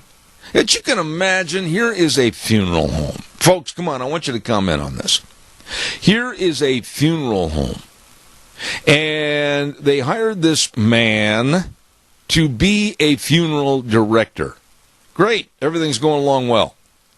Then all of a sudden he comes to work and says he's going to start dressing up and greeting the public as a transgender female. No, you're not. The families grieving and absolutely in a time of need, and this puts everything on a just kind of a sleazy scale. And the owner said, no, you can't. If you want to feel free to dress that way after hours on your own time, be happy to do so. But you will abide by the same dress policy that all the employees are required to follow while on the job. They won this case, and rightfully so. Calls welcome, 436-2244, 1-866-927-4587. Excuse me. Hey, it's time for the weather. And the weather is brought. We had these folks start with our program last week, and I am just really honored to have them on the air. Pope, Phillips, Oaks, Goodwin and Company, CPAs. I'll mention the names. Curtis Pope, Todd Phillips, I know Todd, good guy, really good guy. Rob Oaks, Mitch Goodwin, Heather Daly, Lyden Crane. I've got more respect for that young man than you could ever know. Really, really sharp people. And they're providing accounting service to the Mini-Cash area, and they have for over 50 years. That's a long time to work with the best Pope Phillips, Oaks, Goodwin and Company. They can help you with your tax return preparation, tax planning, and business consulting, bookkeeping services, payroll services. You know what? It's your job. It's your money. And make sure you work with the pros that know the best way for you to keep on taking care of your money. They know. So give them a call. In Rupert and Burley, 1710 Overland and Burley, and 620 5th Street in Rupert. The professionals in CPA taxes, they know all about it. Pope Phillips, Oaks, Goodwin and Company, serving you. And right now, here's the weather. Well, welcome back to work, and today it's going to be a windy one. Plus, we are in a red flag warning. It's going to be in effect through today and tomorrow due to the wind. Now, we are looking at winds out of the west, right around 20 miles an hour for today. Humidity just at 27%, so very dry air. Partly cloudy skies is what we're looking at. High of 83, tonight low 49. Tomorrow, the winds will continue at about 20 miles an hour out of the west. Still sunny, high of 78 with an overnight low of 46. Winds are going to be finally dying down as we get to Wednesday through the rest of the week. Still sunny, high of 77 with an overnight low of 47. Getting into the extended forecast, Thursday, sunny and 78. And looks like for Friday, sunny and 80. Yesterday's high was 90. The overnight low was 51. That's your weather for Zeb the Rain. Oh, my. Brought to you by the professionals at Pope Phillips, Oaks, Goodwin and Company CPAs. And, boy, people that need their services, like people starting a business or people that are changing retirement plans, getting on Social Security, they can and they will help you. Be sure and get a hold of them in Burley and in Rupert. Excellent folks. All right, your turn. 436-2244, 1-866-927-4587. Give me a call on the landline. We would love to talk to you. You can talk about anything you want to talk about this morning so far. We talked about Uma Abedin. And we talked about the millennials that say, we don't need guns. We don't need to have the Second Amendment. Just rewrite it. Confiscate the guns from everybody. Oh, my goodness, how scary that group is. And we talked about, and this is a horrific story, a 12-year-old boy being used by ISIS to go into a wedding in Turkey and kill 51 people and injure way over 70, and I'm sure those numbers are going to be escalated. And talk about that. We can talk about, here's a story that I'd like to get your opinion on. Democratic governor of Virginia, Terry McAuliffe, has okayed. It's okay? Sure. Right before the election, it's absolutely okay to let 200,000 felons in the state of Virginia go vote in November's election. It's all right. Why, sure, let them have their pencil and let them mark the ballot box. Democratic Chairman Terry McAuliffe, you remember him. Used to be a big, big wig in the Democratic Party with the Clintons. Yeah. Interesting how this happened. He has okayed over 200,000 felons the right to vote. What are your thoughts about that? Caller, good morning. You're on the air. Good morning again. Yes, sir. Hey, if they're going to give them back their voting rights, so they give them back all their rights so they can own firearms too. You know something, Doug? It's just amazing to me how there is a movement in this country for that to happen. They've paid their debt to society. Let them vote, even though they're murderers and rapists and everything else. Oh, come on, let them have a gun. What's the matter with you? Well, but they're going to give them their voting rights, but I haven't heard anything about giving them all their rights back. Yeah. The only thing they want from them is their vote. And this is so sleazy right now to me. Maybe it doesn't mean that much to some people, but it does to me that it would happen at this time. It would be a Democratic governor, and all of a sudden they're going to just say, forget the past and forget all those archaic ideas and thoughts. Go ahead and vote. Which box do you think they're going to check? one, the ones that receive welfare that live off of the system. Which one are they going to vote for? You know, Doug, honestly, you're a good Christian person, and I respect you, but don't you just get up in the morning and wonder if you're going to have to duck the right cross and get hit with the left hook? I mean, it's just never ending. It is never ending, but I try to live every day looking for good rather than looking for bad. I do acknowledge the bad out there. I do pray every morning that God gives me the strength to do as He wants me to do that day and be the person He really, truly wants me to be. I agree with that. But if it comes down to when it hits the fan, that I am able to do what He expects of me for Him. Yep. Now, that goes right in accord with what I said last week on the program, and I'll reiterate it. I think if all of us would just take a little bit of time in the morning, maybe at noon, maybe in the mid-afternoon, maybe at night, whatever, and just say, you know, Lord, I would appreciate your leadership. I would appreciate you getting involved to help me make my community and my state, and maybe if I have the power, even the nation, a little bit better place. Help me get stronger. Help me do thy will. If all of us would do that, Doug, what a better world this would be. It would be a great world. It really would. It'd be a godly world. Yes. And a godly world would be a great world. Well, it's a lot better than where we're headed on this gravel road right now. Well, it's better than the evil world, which I truly believe that the Muslim belief is of the devil. I'm not going to argue that point at all. Oh, but then we'll be called Islamophobic. We have to remember that. Well, evil-phobic, but not... Yeah. Anyway, God bless. Doug, appreciate you, my friend. Thank you so much. Caller number 2, you're on the air. Go ahead, please. Yeah, I would just concur with that individual who just called in. All right. I agree with him and you. I would also add that I think there's a new future for your program as it embraces the need for us to protect our rights as citizens. I think it's easy to go around saying what we fear, and we recognize there's going to be probably double the growth in the next 10 years in the Magic Valley.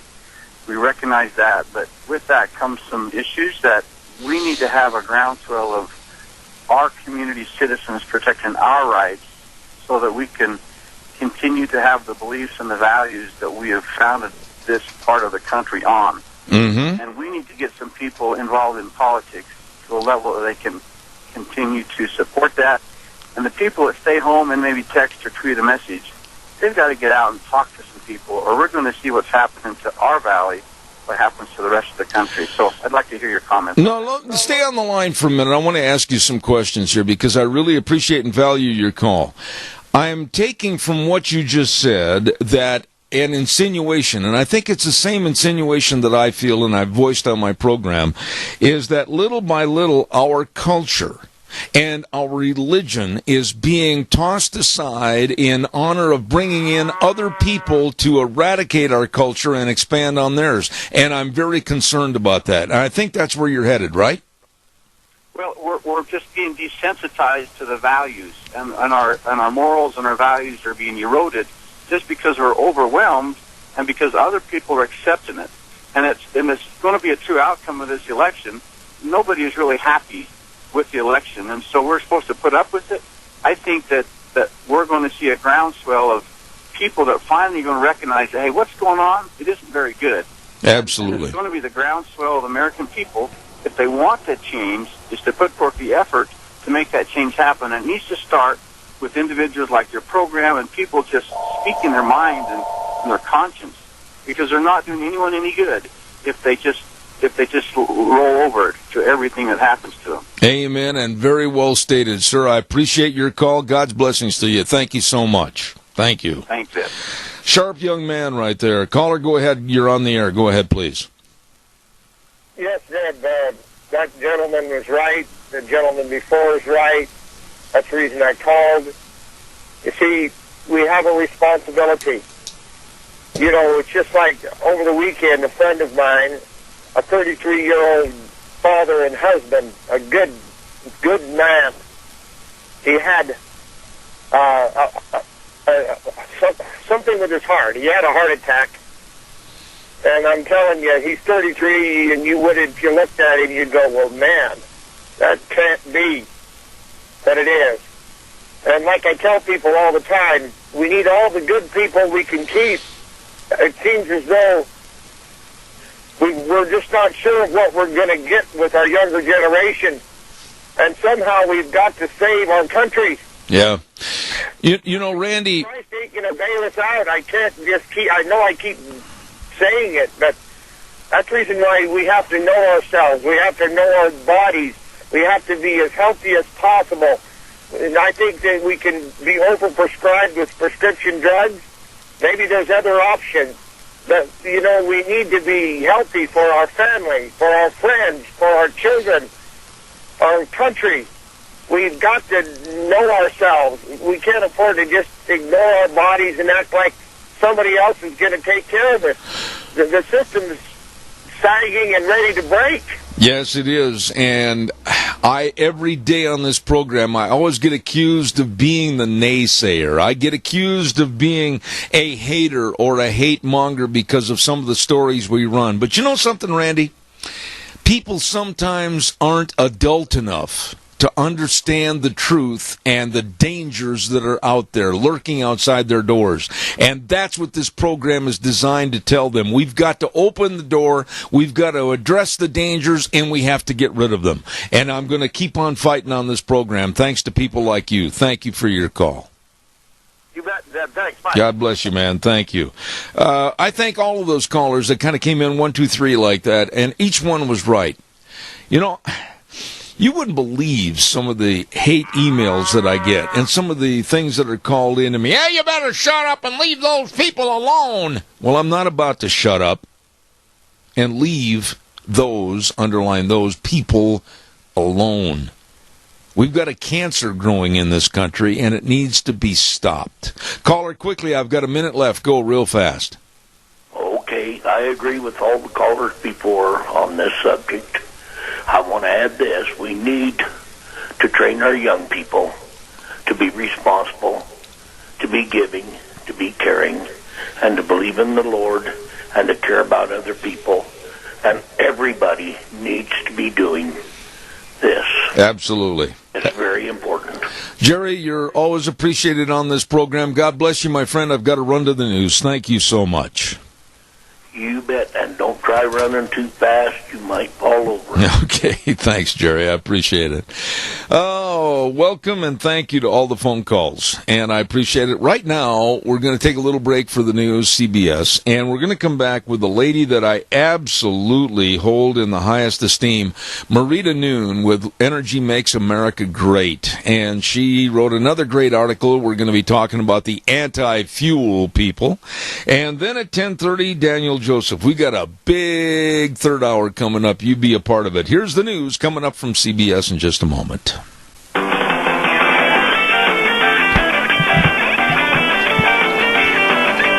Oh, here we go on a Monday. I know you're like me. Mondays, oh, bah humbug. Well, I feel pretty good this morning, so we're going to continue on with that thought. Zeb at the Ranch. I'm Zeb Bell. With our major sponsor, your Magic Valley Les Schwab Tire Centers, all 7 locations serving you. Along with some of our great advertisers like Western Waste Services, always at your disposal. Call, get on the route service today, 734-6969. There is a lady that used to live in New Mexico, now living in Texas, that I hold in the highest regard for her knowledge about energy. And with Energy Makes America Great, the lovely executive director, Marita Noon, now living in Texas. I believe she said over to Lubbock. Good morning, Marita. How are you? I'm great, Zeb. Good to talk to you. And yes, I am in Lubbock. But my organization, Energy Makes America Great, is still based in Albuquerque, and I'm there frequently. Okay. You wrote and have written many, many great blogs and columns. And the one this last week absolutely told me that the squeaky wheel is getting the grease and it needs to stop. And I'm talking about the loud but very few anti-fossil fuel crowd. I'll let you explain what you had written about. Go ahead. Thanks, Zeb, and you're cutting out on me, so I hope I'm not cutting out on you. We have a little technical problem, so hopefully we can go through this. But yeah, in this story, I found out about it last week or week before when I wrote it, that in Colorado they have the environmentalists, the anti-fossil fuel crowd, as I prefer to call them, have been working very hard to really kill the oil and gas industry, which is essential to the economy in Colorado. And a few years back, they passed some local fracking bans or fracking restrictions that essentially banned fracking. And the Supreme Court in May overturned those local initiatives, basically, and said that fracking, the regulation of the oil and gas industry, including fracking, is the domain of the states, that this is the state's job to do, and that this local communities cannot do this. They can have some zoning and some ordinances that maybe say, you can't drive your trucks in the middle of the night or things like that, but you cannot go beyond what the state has done. So the anti-fossil fuel crowd's reaction has been to try to get a ballot initiative. In Colorado, I learned, is the easiest state in the country to get an initiative on the ballot. And so they have been working to get these anti-fracking initiatives on the ballot. And their deadline for getting the signatures turned into the Secretary of State was August 8th. And they had to have, the number kind of changes year by year because it's based on a percentage of the people who voted in the last election, but they had to have about 98,000 signatures turned in. However, due to irregularities, things like people might sign Mickey Mouse and the like, they recommend that you get about 30% more signatures than are required in order to qualify. And on August 8th, the anti-fossil fuel crowd, in a big show of theatrics, it had a rented U-Haul and hauled box after box after box of these supposed signatures, petitions, into the Secretary of State's office. The interesting thing is, if you watch the video, which there's a link in my website, in my column to do, you can see that these boxes have to be empty or close to empty, because if they were full of paper, people would be struggling to carry multiple boxes. But no, they're easily carrying 2 boxes at a time into the Secretary of State's office. Well, it turns out they turned in about 105,000 signatures, which is expected to not be enough to get it onto the ballot. So that's a quick summary. So basically, the left will do anything, they will lie about anything, they will do anything to cheat, to get their activism in front of the public and basically denounce the rest of us, and the squeaky left wheel is getting all the grease from the media, etc. How do we overcome that?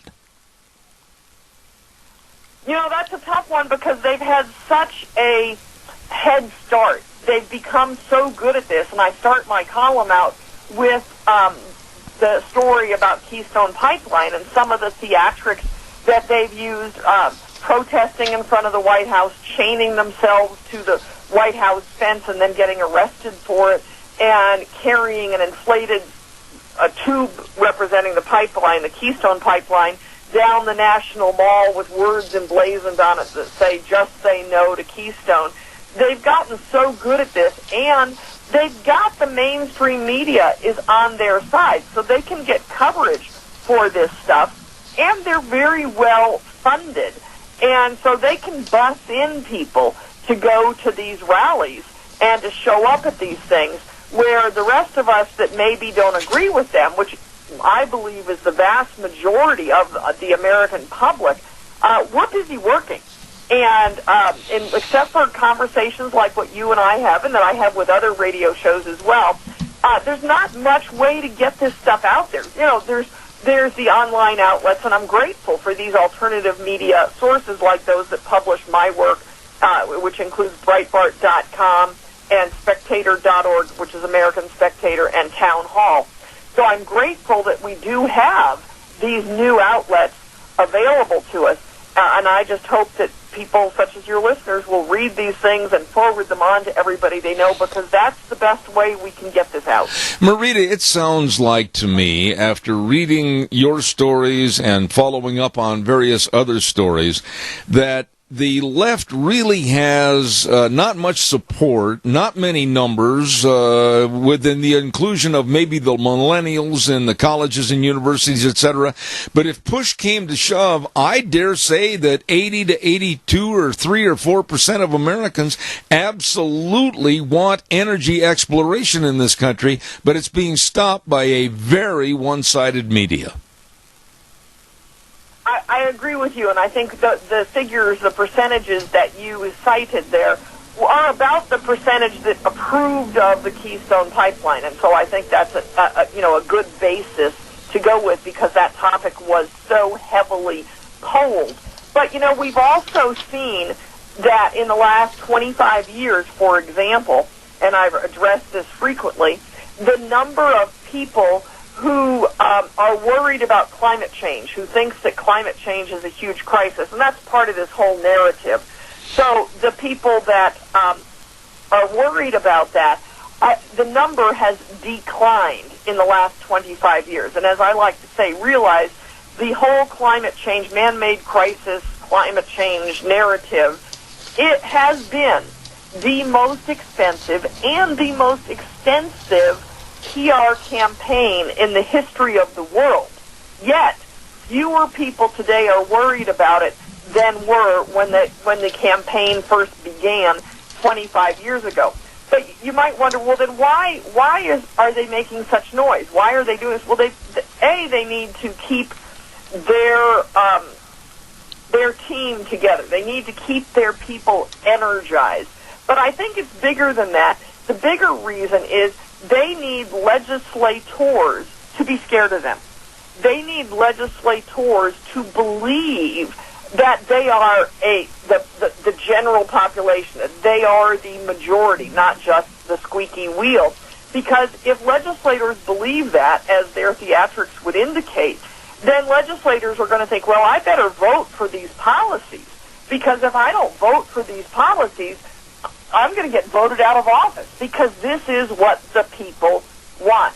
And I think that that's the bigger reason for the show that they put on. Now, one other thing I also cited in my column, and this was from a couple weeks ago when I wrote the piece about the Keystone Pipeline, or the so-called new Keystone Pipeline in North Dakota, which is really the Dakota Access Pipeline, or the Bakken Pipeline, it's also called. They had a meeting, a group, the Bakken Pipeline Resistance Coalition. They set up chairs for 200 people, and the local newspaper reported that only about 40 were there, and they trickled in. So they don't have that groundswell of support that they want people to believe that they have. You know, you bring up some excellent points, and I want to go back a little bit and have you elaborate on something else. Even here in the state of Idaho, and I don't know how it is in New Mexico or Texas right now, but there is a major push by the left to have Idaho adopt science standards that would include the human impact on climate change and basically denigrate human beings and our lifestyle, and, oh, the sky is falling with climate change. I am against it, and I'm going to keep fighting it. What are your thoughts about what they're trying to do to get involved in the grade schools and the high schools? Well, you know, I haven't followed that specific issue closely, but that's all part of it. And there's now new stuff that's just come out in the last few days. And I have not read this thoroughly either, but so I'm a little bit out of my league here on mentioning this. But that they're looking at a carbon tax based on how many children you have, because they believe, of course, that humans are the scourge of the planet. And, we always, those of us who feel as you and I do, Zeb, we always wonder, well, if you're so against humans, why don't you, lead the way and remove yourself from the planet? But there's some crazy stuff. And as I wrote in my column this week that I just posted this morning and just sent out this morning, that they're in California, they're wanting to require dairy farms to put in methane capturing equipment because of cow flatulence is a major emitter of methane. And as a result of the regulations in California on the dairy industry, that many dairy farms have been converted to, I believe what I read was pecan orchards, because they're less regulatory and easier to get nut farms. It's not pecans, but it's nut farms, and that was reported in the Wall Street Journal last week. So I personally believe that they have gotten so crazy, so far-flung. I mean, we all think we want clean air and we want clean water, but when you get down to policing cow flatulence, the average person has just got to go. They are off their rocker. They have gone way too far, and I hope that they will lose support as a result of these crazy policies. But, as in all policies and in all major movements, whether it's political or whatever the case might be, Marita, there is always an end zone, if you will, referring like to football. There is always a touchdown area. For these people, the anti-fossil fuel crowd, the Tom Steyers and everybody else, where is their end zone? Really, what is the net result that they hope to achieve? That's a really good question. It's tough to get into their head when I have such a different view. But when you study this stuff like I do every day, you can't come to any conclusion other than that they are really anti-human. That makes sense. That makes a lot of sense. We have a caller with a question. Go ahead, caller. You're on the air, please. Okay, this has to do with water and Lake Mead, and it's all environmentalists. And this is the thing. My brother lives in Las Vegas, or Henderson, and he says that they're building homes like they were building homes there before, as fast as you can build them. And at one time there were 300,000 homes in repop down there, repossession. And still to this day there's homes sitting empty down there, but they're building new ones. And you get the feeling. Now, this is just my theory. Now, make sure you understand me. That they are literally intentionally trying to suck Lake Mead down so they can make it look like it's an environmental crisis. And Lake Mead is a very big barometer of what's going on. And so they're intentionally sucking Lake Mead down so they can use it as leverage to prove their point. And this is the kind of insanity that these people are doing. Now, I understand the City Council, the Planning and Zoning Board of Las Vegas may or may not be environmentally, there, but I don't quite know. It is such a convoluted mess, you can't believe it. But Lake Mead is suffering, and there has to be things done, but what they are proposing is not the answer. I'll hang out. All right, caller, thank you very much. Marita, do you want to respond, please? Yeah, I'll do the best I can do that cutting out. The caller cut out 3 times while I was listening. I'm sorry. I'm going to do the best I can from what I gather what the conversation was. My mother has lived in Henderson for the last 12 years, and I've been there many, many, many, many times. She's now moved back to California, but so I'm well aware of the circumstances there. And I wrote on Lake Mead a few weeks ago, and I wouldn't be surprised, as our caller posited, that they are happy to have Lake Mead being drawn down, and so that they can blame it on climate change, and they are blaming it on climate change. I have a hydrologist who I trust implicitly, who drew my attention to this, which is why I wrote on it a few weeks ago, that, and of course we do know that Las Vegas and Los Angeles are taking a tremendous amount of water out of Lake Mead, but we also, this hydrologist, in the piece I wrote on this, points out that that stream flow has a cyclical nature to it. It's tied to, it's kind of a wonky kind of thing, but the ocean cycles and the sun cycles, and that's what we're looking at right now, is not so much a climate change issue as the cyclical stream flow issue, and I can't get into it more than that, and probably nobody wants to hear more than that, but I wouldn't be surprised if your caller's premise is accurate. Marita, last question this morning in regards to energy. What has been said or not said by either party during this presidential election that gives you hope or gives you fear? What's been the big thing that has drawn your antenna and said, whoa, wait a minute, this bothers me? Has there been something from either party? Well, I mean, yes, definitely. They couldn't be more far apart. And I'll tell you in reality, and nobody really knows this yet, I'm telling you kind of first, if Hillary Clinton wins, there's a good chance I'm going to get out of this industry, because I just don't think that I can spend every day of my life focused on politics and energy policy under a Clinton administration. And because she is in bed, right in line with the anti-fossil fuel crowd. She's endorsed by Tom Steyer, who wants to kill all fossil fuels. But even, as I found in my column this week that I just published this morning, that Bill McKibben, who's the big crusader, the anti-fossil fuel, keep it in the ground crusader, he doesn't think Hillary's gone far enough.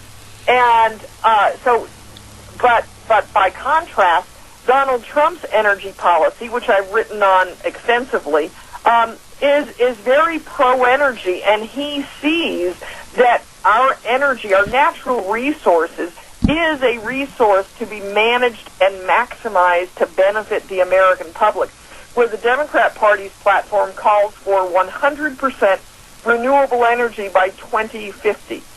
That's only 35 years away. That's not that far away, and she would put in policies that would further that agenda. And, she has said, after I'm done with my restrictions, there are not very many places where hydraulic fracturing would be allowed. So we have two very, very different viewpoints in our candidates when you talk about energy. Marita, when you talk about the candidates and you talk about their philosophy, I wonder about the American public. Of course, with a very jaded media, very left media, they're not telling the whole story, but I just wonder if Americans understand the severe impact of what they're doing with green energy as to how it would impact their monthly budgets. It's going to cost them a lot of money. Well, yes, and it's interesting because in my column this week, the one I just published this morning, which is it's a review of a piece that Bill McKibben posted previously on methane emissions. But in it, there's several things, if you read it closely, as I, of course, did, there's several things that he acknowledges, and it's interesting. He blames here. I'm just going to read you 3 bullet points, and he thinks these are negatives. He says the fracking boom offered one of the few economic bright spots, and then he says manufacturing jobs were actually returning from overseas, attracted by newly abundant energy, and the tool that made restrictions on coal palatable. Those 3 phrases that I've just mentioned he's criticizing President Obama for his support of natural gas. And then he goes on and he acknowledges, if you read closely, that if he gets his way, that we are going to have higher cost of electricity. He acknowledges that these things will, the quote phrase is, run up the cost of electricity. Now, it takes a careful read of what he wrote to kind of see that in there. If you just casually read it, you'd skip right over it. But they're aware of that. They're well aware of that. And the low price of natural gas in the last few years has hidden the cost of the increased electricity due to renewables. Absolutely. This lady absolutely knows energy, or the lack of, or the abundance of, and with Energy Makes America Great, lovely Marita Noon. And Marita, thank you so much for sharing your thoughts on the program this morning. I don't know, evidently some mechanical or technical problems causing a cutout on occasion, but I apologize, and I certainly hope you'll come back soon. Love to. Anytime. Thank you. Thank you, Marita. Just an absolutely nice lady that is so knowledgeable about what's happening with energy in this country. And I urge you to read her blogs. This week's column, The Few, the Loud, the Anti-Fossil Fuel Crowd, written by Marita Noon, Executive Director of Energy Makes America Great. I really enjoy having her on the program. There's something else I enjoy having on the program, and I've got a fly that won't leave me alone. I got to get my fly swatter here in just a minute. On Thursdays, we have a segment called Cassia County School Days, and I really appreciate the two sponsors of that segment. They are A Child's World at 1308 Overland in Burley. And you know what they've got a lot of right now? I'm not kidding, and I'm not joking. They've got a lot of socks. I mean socks. Yeah, footsie socks. You know what I'm talking about. I love different colored socks and everything else. Well, I'll tell you what, they've got all kinds of socks over at A Child's World for back to school. And they've got all kinds of things for the baby. They've got new diaper bags, and they've got the lamb chop talking animals. Oh, yes. All school clothes for everybody in the family. You just get in there at A Child's World, 1308 Overland in Burley. And the other sponsor, the Ambulatory Surgery Center. The only place in southern Idaho to have glaucoma surgery and along with cataract surgery right there at the Ambulatory Surgery Center. And carpal tunnel surgery. And I'll tell you what, it can be handled so easily right there with the great folks at Ambulatory Surgery Center, saving you money. Call the number 677-8888. Ambulatory Surgery Center and A Child's World, bringing you school days in Cassia County. Really nice people. We are going to take a little break for a few minutes, and then we're going to come back with Daniel Joseph, and he's going to be talking about our culture. What's happening to our culture? And who is trying to undermine our culture here in America? We'll have that coming up in just a few moments. But right now, back to Wheels at our main studios. And now, back to Zeb at the Ranch on AM 1230 KBAR. To reach Zeb, call 436-2244 or toll free 1-866-927-4587.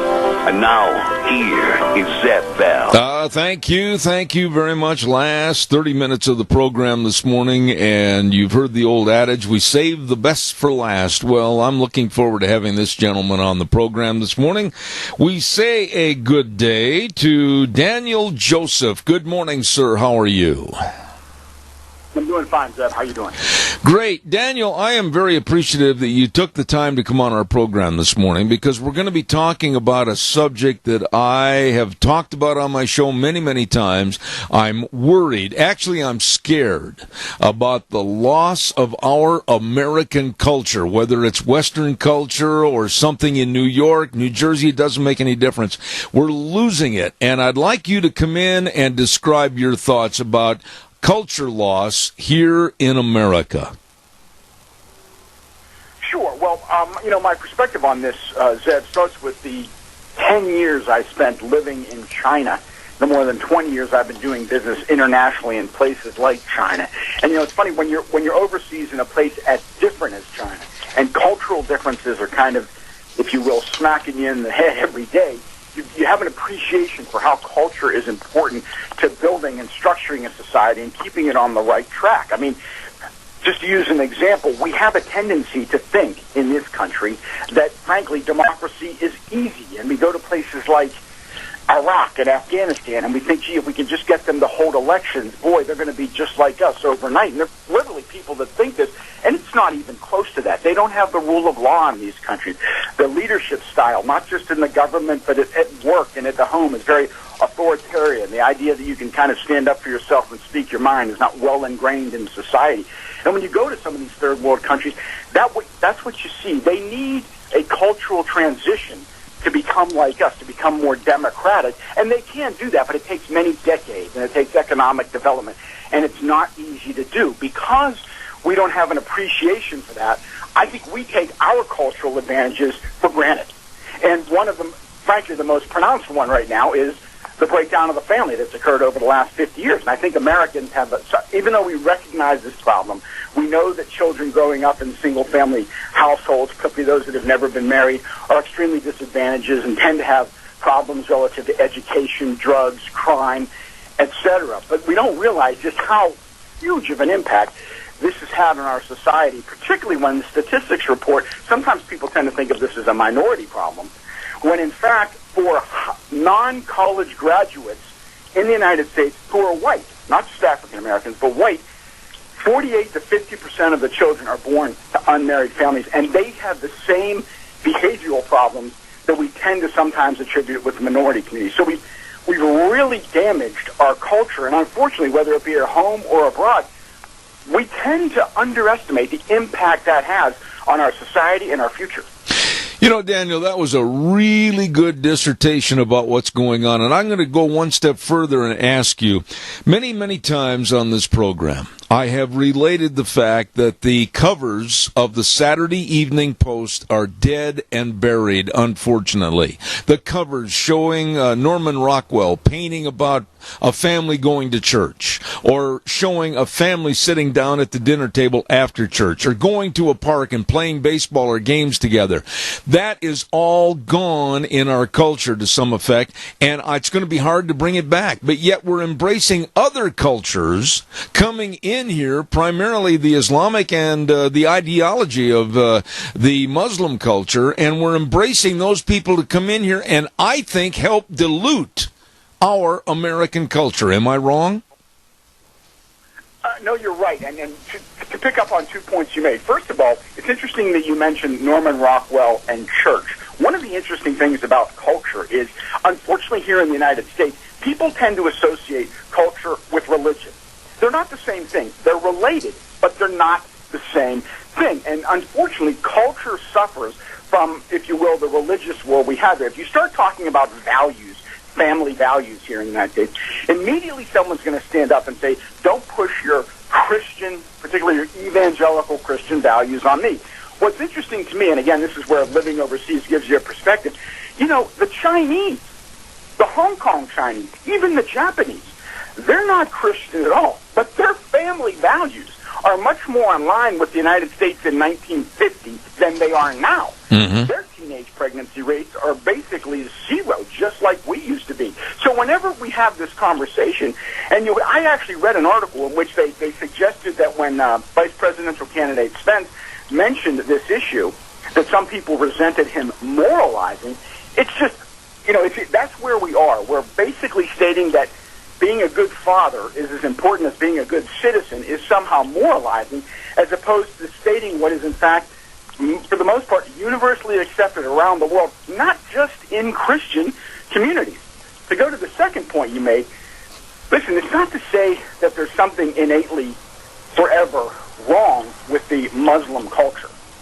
However, the Muslims that we're having problems with, they come from less developed countries where democracy has not been established. So culturally, they're not democratic. If we try to absorb a small number of them, that's fine. But the cultural differences are substantial enough that if you're going to have 1 million of them flooding into Germany, you're going to have a big problem. And the other thing I'll say is this. Part of the cultural mistake we make is it's almost like we take them for granted. We belittle other cultures by assuming, you know what, if they're Muslim and they're from Syria or Iraq or Iran, and they come in here and we give them a job, within the first 3 months, they're going to be just like us, which frankly belittles their own culture by minimizing the cultural differences that are very real. And sometimes that means the two cultures don't get along right now, and you have to take that into account when you're formulating your policy. What about in the Chinese culture that you're very aware of as compared to our culture with the respect for our elderly and our aged? I'd like you to talk a little bit about that. Well, you know, all less developed countries are hierarchical. you know, you're those on top stay on top, those in the bottom stay on the bottom, and you're basically taught to not question authority. Now, that's not a really good way to structure a society. You're not going to be very democratic. You're not going to be very prosperous because social mobility is required for prosperity. And China, as it moves toward the free market economy, is becoming a much more socially mobile country. And in that sense, from the broad picture, that kind of respect for the boss or for the elders will kind of transition itself as it has in our country, because the young people are saying, well, I have my own opportunity and I want to make my own way. So as to a certain extent, that's going to change. But overall, China still has much more of a central kind of strong family bond where the grandparents are pitching in to help the parents who are helping the children. And that, you know, kind of not just nuclear family, but the broader family overall, and that cohesiveness is a big part of why they're moving forward. I mean, there are some developing countries, Russia comes to mind, where they're both poor and they're seeing the breakdown of the family, and that's an extremely dangerous proposition. Well, Daniel, in your opinion, would you say that by a welfare system like we have here in this country, and more people dependent upon welfare, more people with the gimme instead of taking the responsibility to pull themselves up by their own bootstraps, that because of a welfare system that's growing like a cancer, that we're seeing a weakening of our culture? Well, I mean, I don't think you can separate the two. Yeah, I mean, absolutely. I mean, one of the reasons why around the world, in every culture, there is a strong ethical imperative for parents to take care of their children is because it's a matter of necessity. So what we've done is we've broken that matter of necessity and said, well, if the father disappears, and heck, even if the mother doesn't work, we're going to provide for you financially. And lo and behold, it turns out there's a high percentage of people that will take that kind of, if you will, that it's basically a bad deal. It means you economically are disadvantaged, but at least you don't have to do anything for your money. So they're definitely related. Would we have ever gotten to this point if we did not sever the relationship between economic well-being, and a present fatherhood? Probably not. I don't think we would. In fact, it was funny. I was talking to a colleague not too long ago who was saying that, who lives in Hong Kong and who's going to marry a woman from Hong Kong, and he was saying how he thinks the price of real estate in Hong Kong helps keep their families together because real estate is so expensive in Hong Kong, you can't afford it yourself. Families have to save together and then pass on their homes to their children. And he said he thinks that economic imperative might actually serve to keep their family together. So there's no doubt that economic necessity and economic requirements play a part in keeping the family together. You can't sever that responsibility and then expect good things to happen. When you look at the situation in this country today, and we're right now in the middle of a very, very important political election, and you look at the status of where we are, where we're headed, lack of morality, lack of social bearing, not a melting pot anymore where the main goal is to help make America greater and better, can we turn this bus around, or are we going to go over a cliff? Well, I like your analogy with a bus. I would put it differently. I see the United States, let's think of ourselves as, I don't want to say like a cruise boat, a cruise ship, okay, a luxury cruise ship. Those on the top deck are starting to notice that we're taking on water and we're listing a little bit. What they don't realize is the lower deck is already flooded.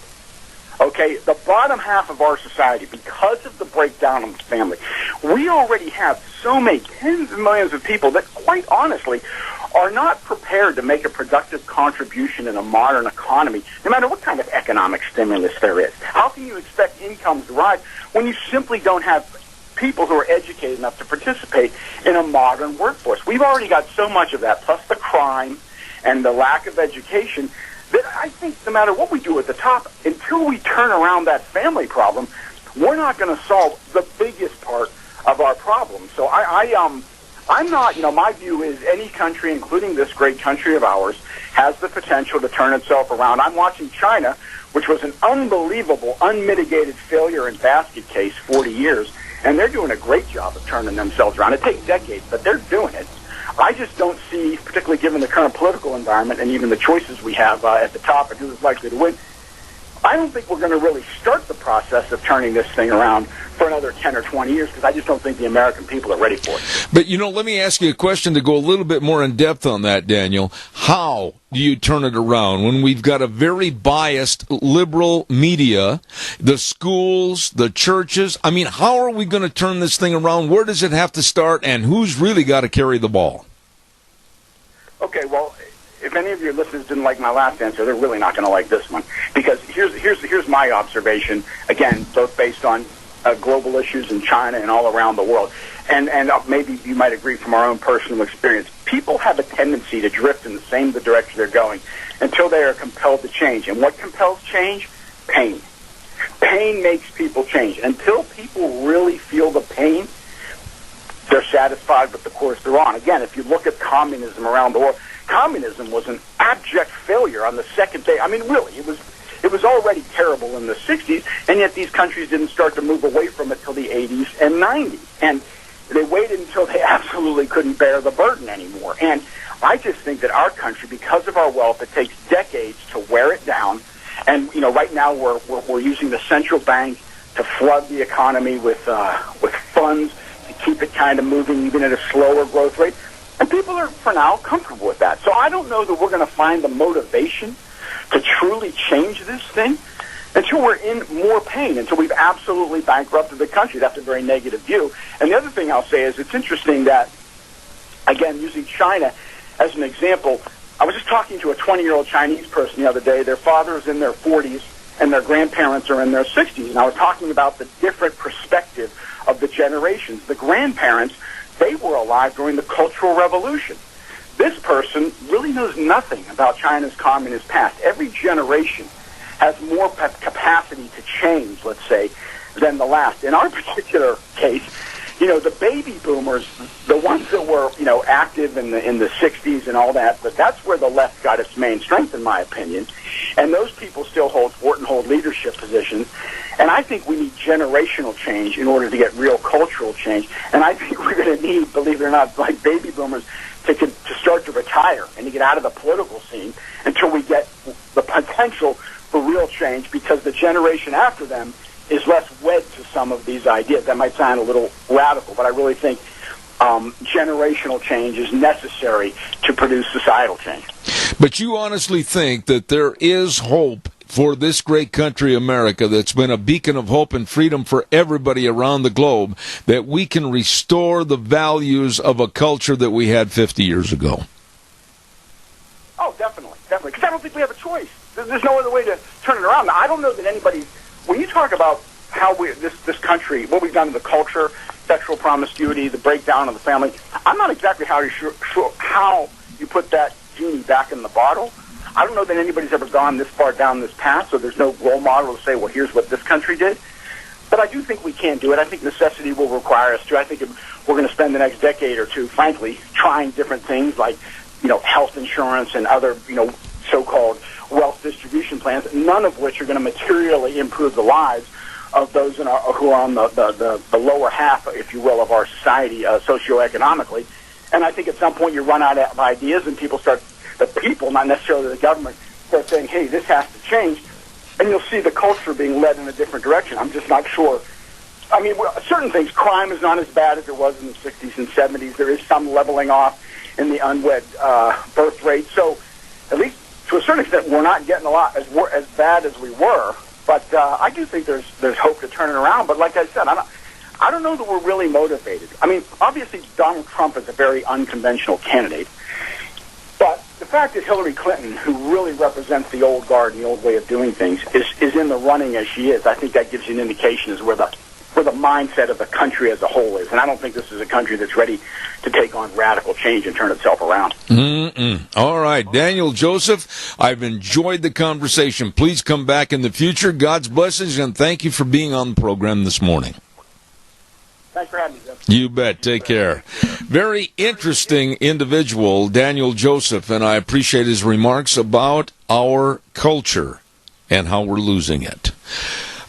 let's get a weather forecast in here. Old Wheels is sitting over there going, Zeb, we got to get the weather. Okay, and the weather is brought to you this hour by Scarrows Meats, 331 North Road, Jerome. The number to call, 324-7657. You know what, Don Scarrow and the rest of the crew, they are your hometown meat cutter, and you know what? They've got a lot of the 4-H and FFA stock animals that are going through their processing right now. Check with them over some delicious meats. They've been your locally owned custom meat processor for over 20 years. Give them a call, 324-7657. They're changing the way we eat, one delicious bite at a time. Scarrows Meats. And right now, here's Gina with the weather. Well, welcome back to work, and today it's going to be a windy one. Plus, we are in a red flag warning. It's going to be in effect through today and tomorrow due to the wind. Now, we are looking at the winds out of the west, right around 20 miles an hour for today. Humidity just at 27%, so very dry air. Partly cloudy skies is what we're looking at. High of 83, tonight low 49. Tomorrow, the winds will continue at about 20 miles an hour out of the west. Still sunny, high of 78 with an overnight low of 46. Winds are going to be finally dying down as we get to Wednesday through the rest of the week. Still sunny, high of 77 with an overnight low of 47. Getting into the extended forecast, Thursday sunny and 78, and looks like for Friday sunny and 80. Yesterday's high was 90, the overnight low was 51. That's your weather for Zeb at the Ranch. Oh, I tell you what, she does a phenomenal job putting that weather together for us every day. Thank you, Gina. We appreciate it. You know, I keep mentioning Scarrows Meats. Oh, Don Scarrow, good friend of ours, and they are your locally owned custom meat processor for over 20 years. Give them a call. Talk to them, and they are changing the way we eat, one delicious bite at a time. Scarrows Meats located at 331 North Road, Jerome, and here's the number again, 324-7657. You tell them old Zeb told you to call. Delicious.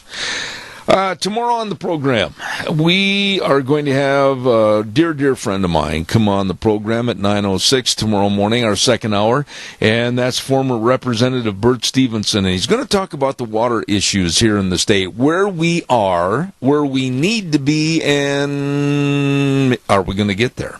Anyway, we're going to have him on the program. Then my dear friend Matt Martini back in Washington, D.C., is lining up some really interesting people for the 9:30 and the 10:30 segments, and at 10 o'clock tomorrow morning, we're going to have a guest host on for Dr. History, and that's at 10:06 tomorrow morning. So that's a little bit about what we're going to do on tomorrow's program. Want to remind you to call. I got time for another call. Yes, I got time for two calls. Give me a jingle real quick. Don't forget, there's still time for travel. Yes, you want to go see Aunt Martha and Uncle Fred. You want to go up to Montana. You want to go back to Wisconsin, whatever. You got to make sure that you've got safe tires on your vehicle. Well, you can hit the road with confidence after a stop at your Magic Valley Les Schwab Tire Centers. All 7 locations serving you with the best in tires. Don't forget, they've got many on sale right now, so stop in, check it out, and travel safely, thanks to your Magic Valley Les Schwab Tire Centers. Now, they also have the best in brake service, absolutely the best in brake service, front end alignment, shocks, and struts. And, of course, also remember the free pre-trip safety check, including a visual inspection of tires and wheels and front end components, brake shocks, struts, and battery. All of this and more at all 7 locations. Lane and Rupert, Dave on Blue Lakes and Twin, Mike and Buell, Mike and Jerome, the Twist family in Paul, Daniel on Pole Line in Twin Falls, and my buddy Randy on Overland in Burley, your Magic Valley Les Schwab Tire Centers. Caller, good morning. You're on the air. Go ahead, please. Good morning. Just a reminder to people of what the Democratic Party is doing and what the news media is doing. Congress said they wanted a hearing on Hillary on this, and so her attorneys got together and they decided that they would put it in writing. And by doing that, their deadline is October 14th. And then they get to mull it over and everything. And so we won't hear anything about it until after the election. You know, is that a put-up deal or not? Well, I'll tell you something, Keith. I am so absolutely anti-Hillary. I'm going to do all I can to fight against that absolutely repulsive repugnant lady, and she hasn't had a press conference to answer any questions about her campaign or about her stance on issues for over 250 days. I mean, my goodness, it's ridiculous. Over 3/4 of a year, and she's a candidate. She should be answering questions in a press conference, and they're hiding. They're hiding behind her pantsuit, and they're not doing a thing, and I'm fed up with it. I am too. But what can we do about our news media that reports this terrible, terrible rendition of what they call news? Well, I'm fighting all I can against journalism that absolutely is left-wing. I'm fighting against a very biased journalistic attitude. Even with our local Times News, you pick up the paper, it's anti-Trump, anti-Trump, anti-Trump. Oh, and then pro-Hillary. It's a very left-leaning newspaper, regardless of what anybody says. Keith, I got to run. I'm out of time. God bless you. I'll talk to you tomorrow morning. All right, take care. Newspapers and everything have forgot about Hillary? No, I don't think so. They're going to keep hammering it until we get to where we believe it. And I'll tell you what, I'm proud of Fox for keeping Megyn Kelly off the air. Well, I'm absolutely on your side. I think there's a lot of loopholes in all the media, be it CNN, ABC, NBC, or even Fox News. And we'll talk more about that tomorrow morning. I got to run, Keith. Thanks so much. God bless. You bet. All right, take care. Woo, out of time. Got to go. And Zeb at the Ranch. I'll be back tomorrow morning at 8:06.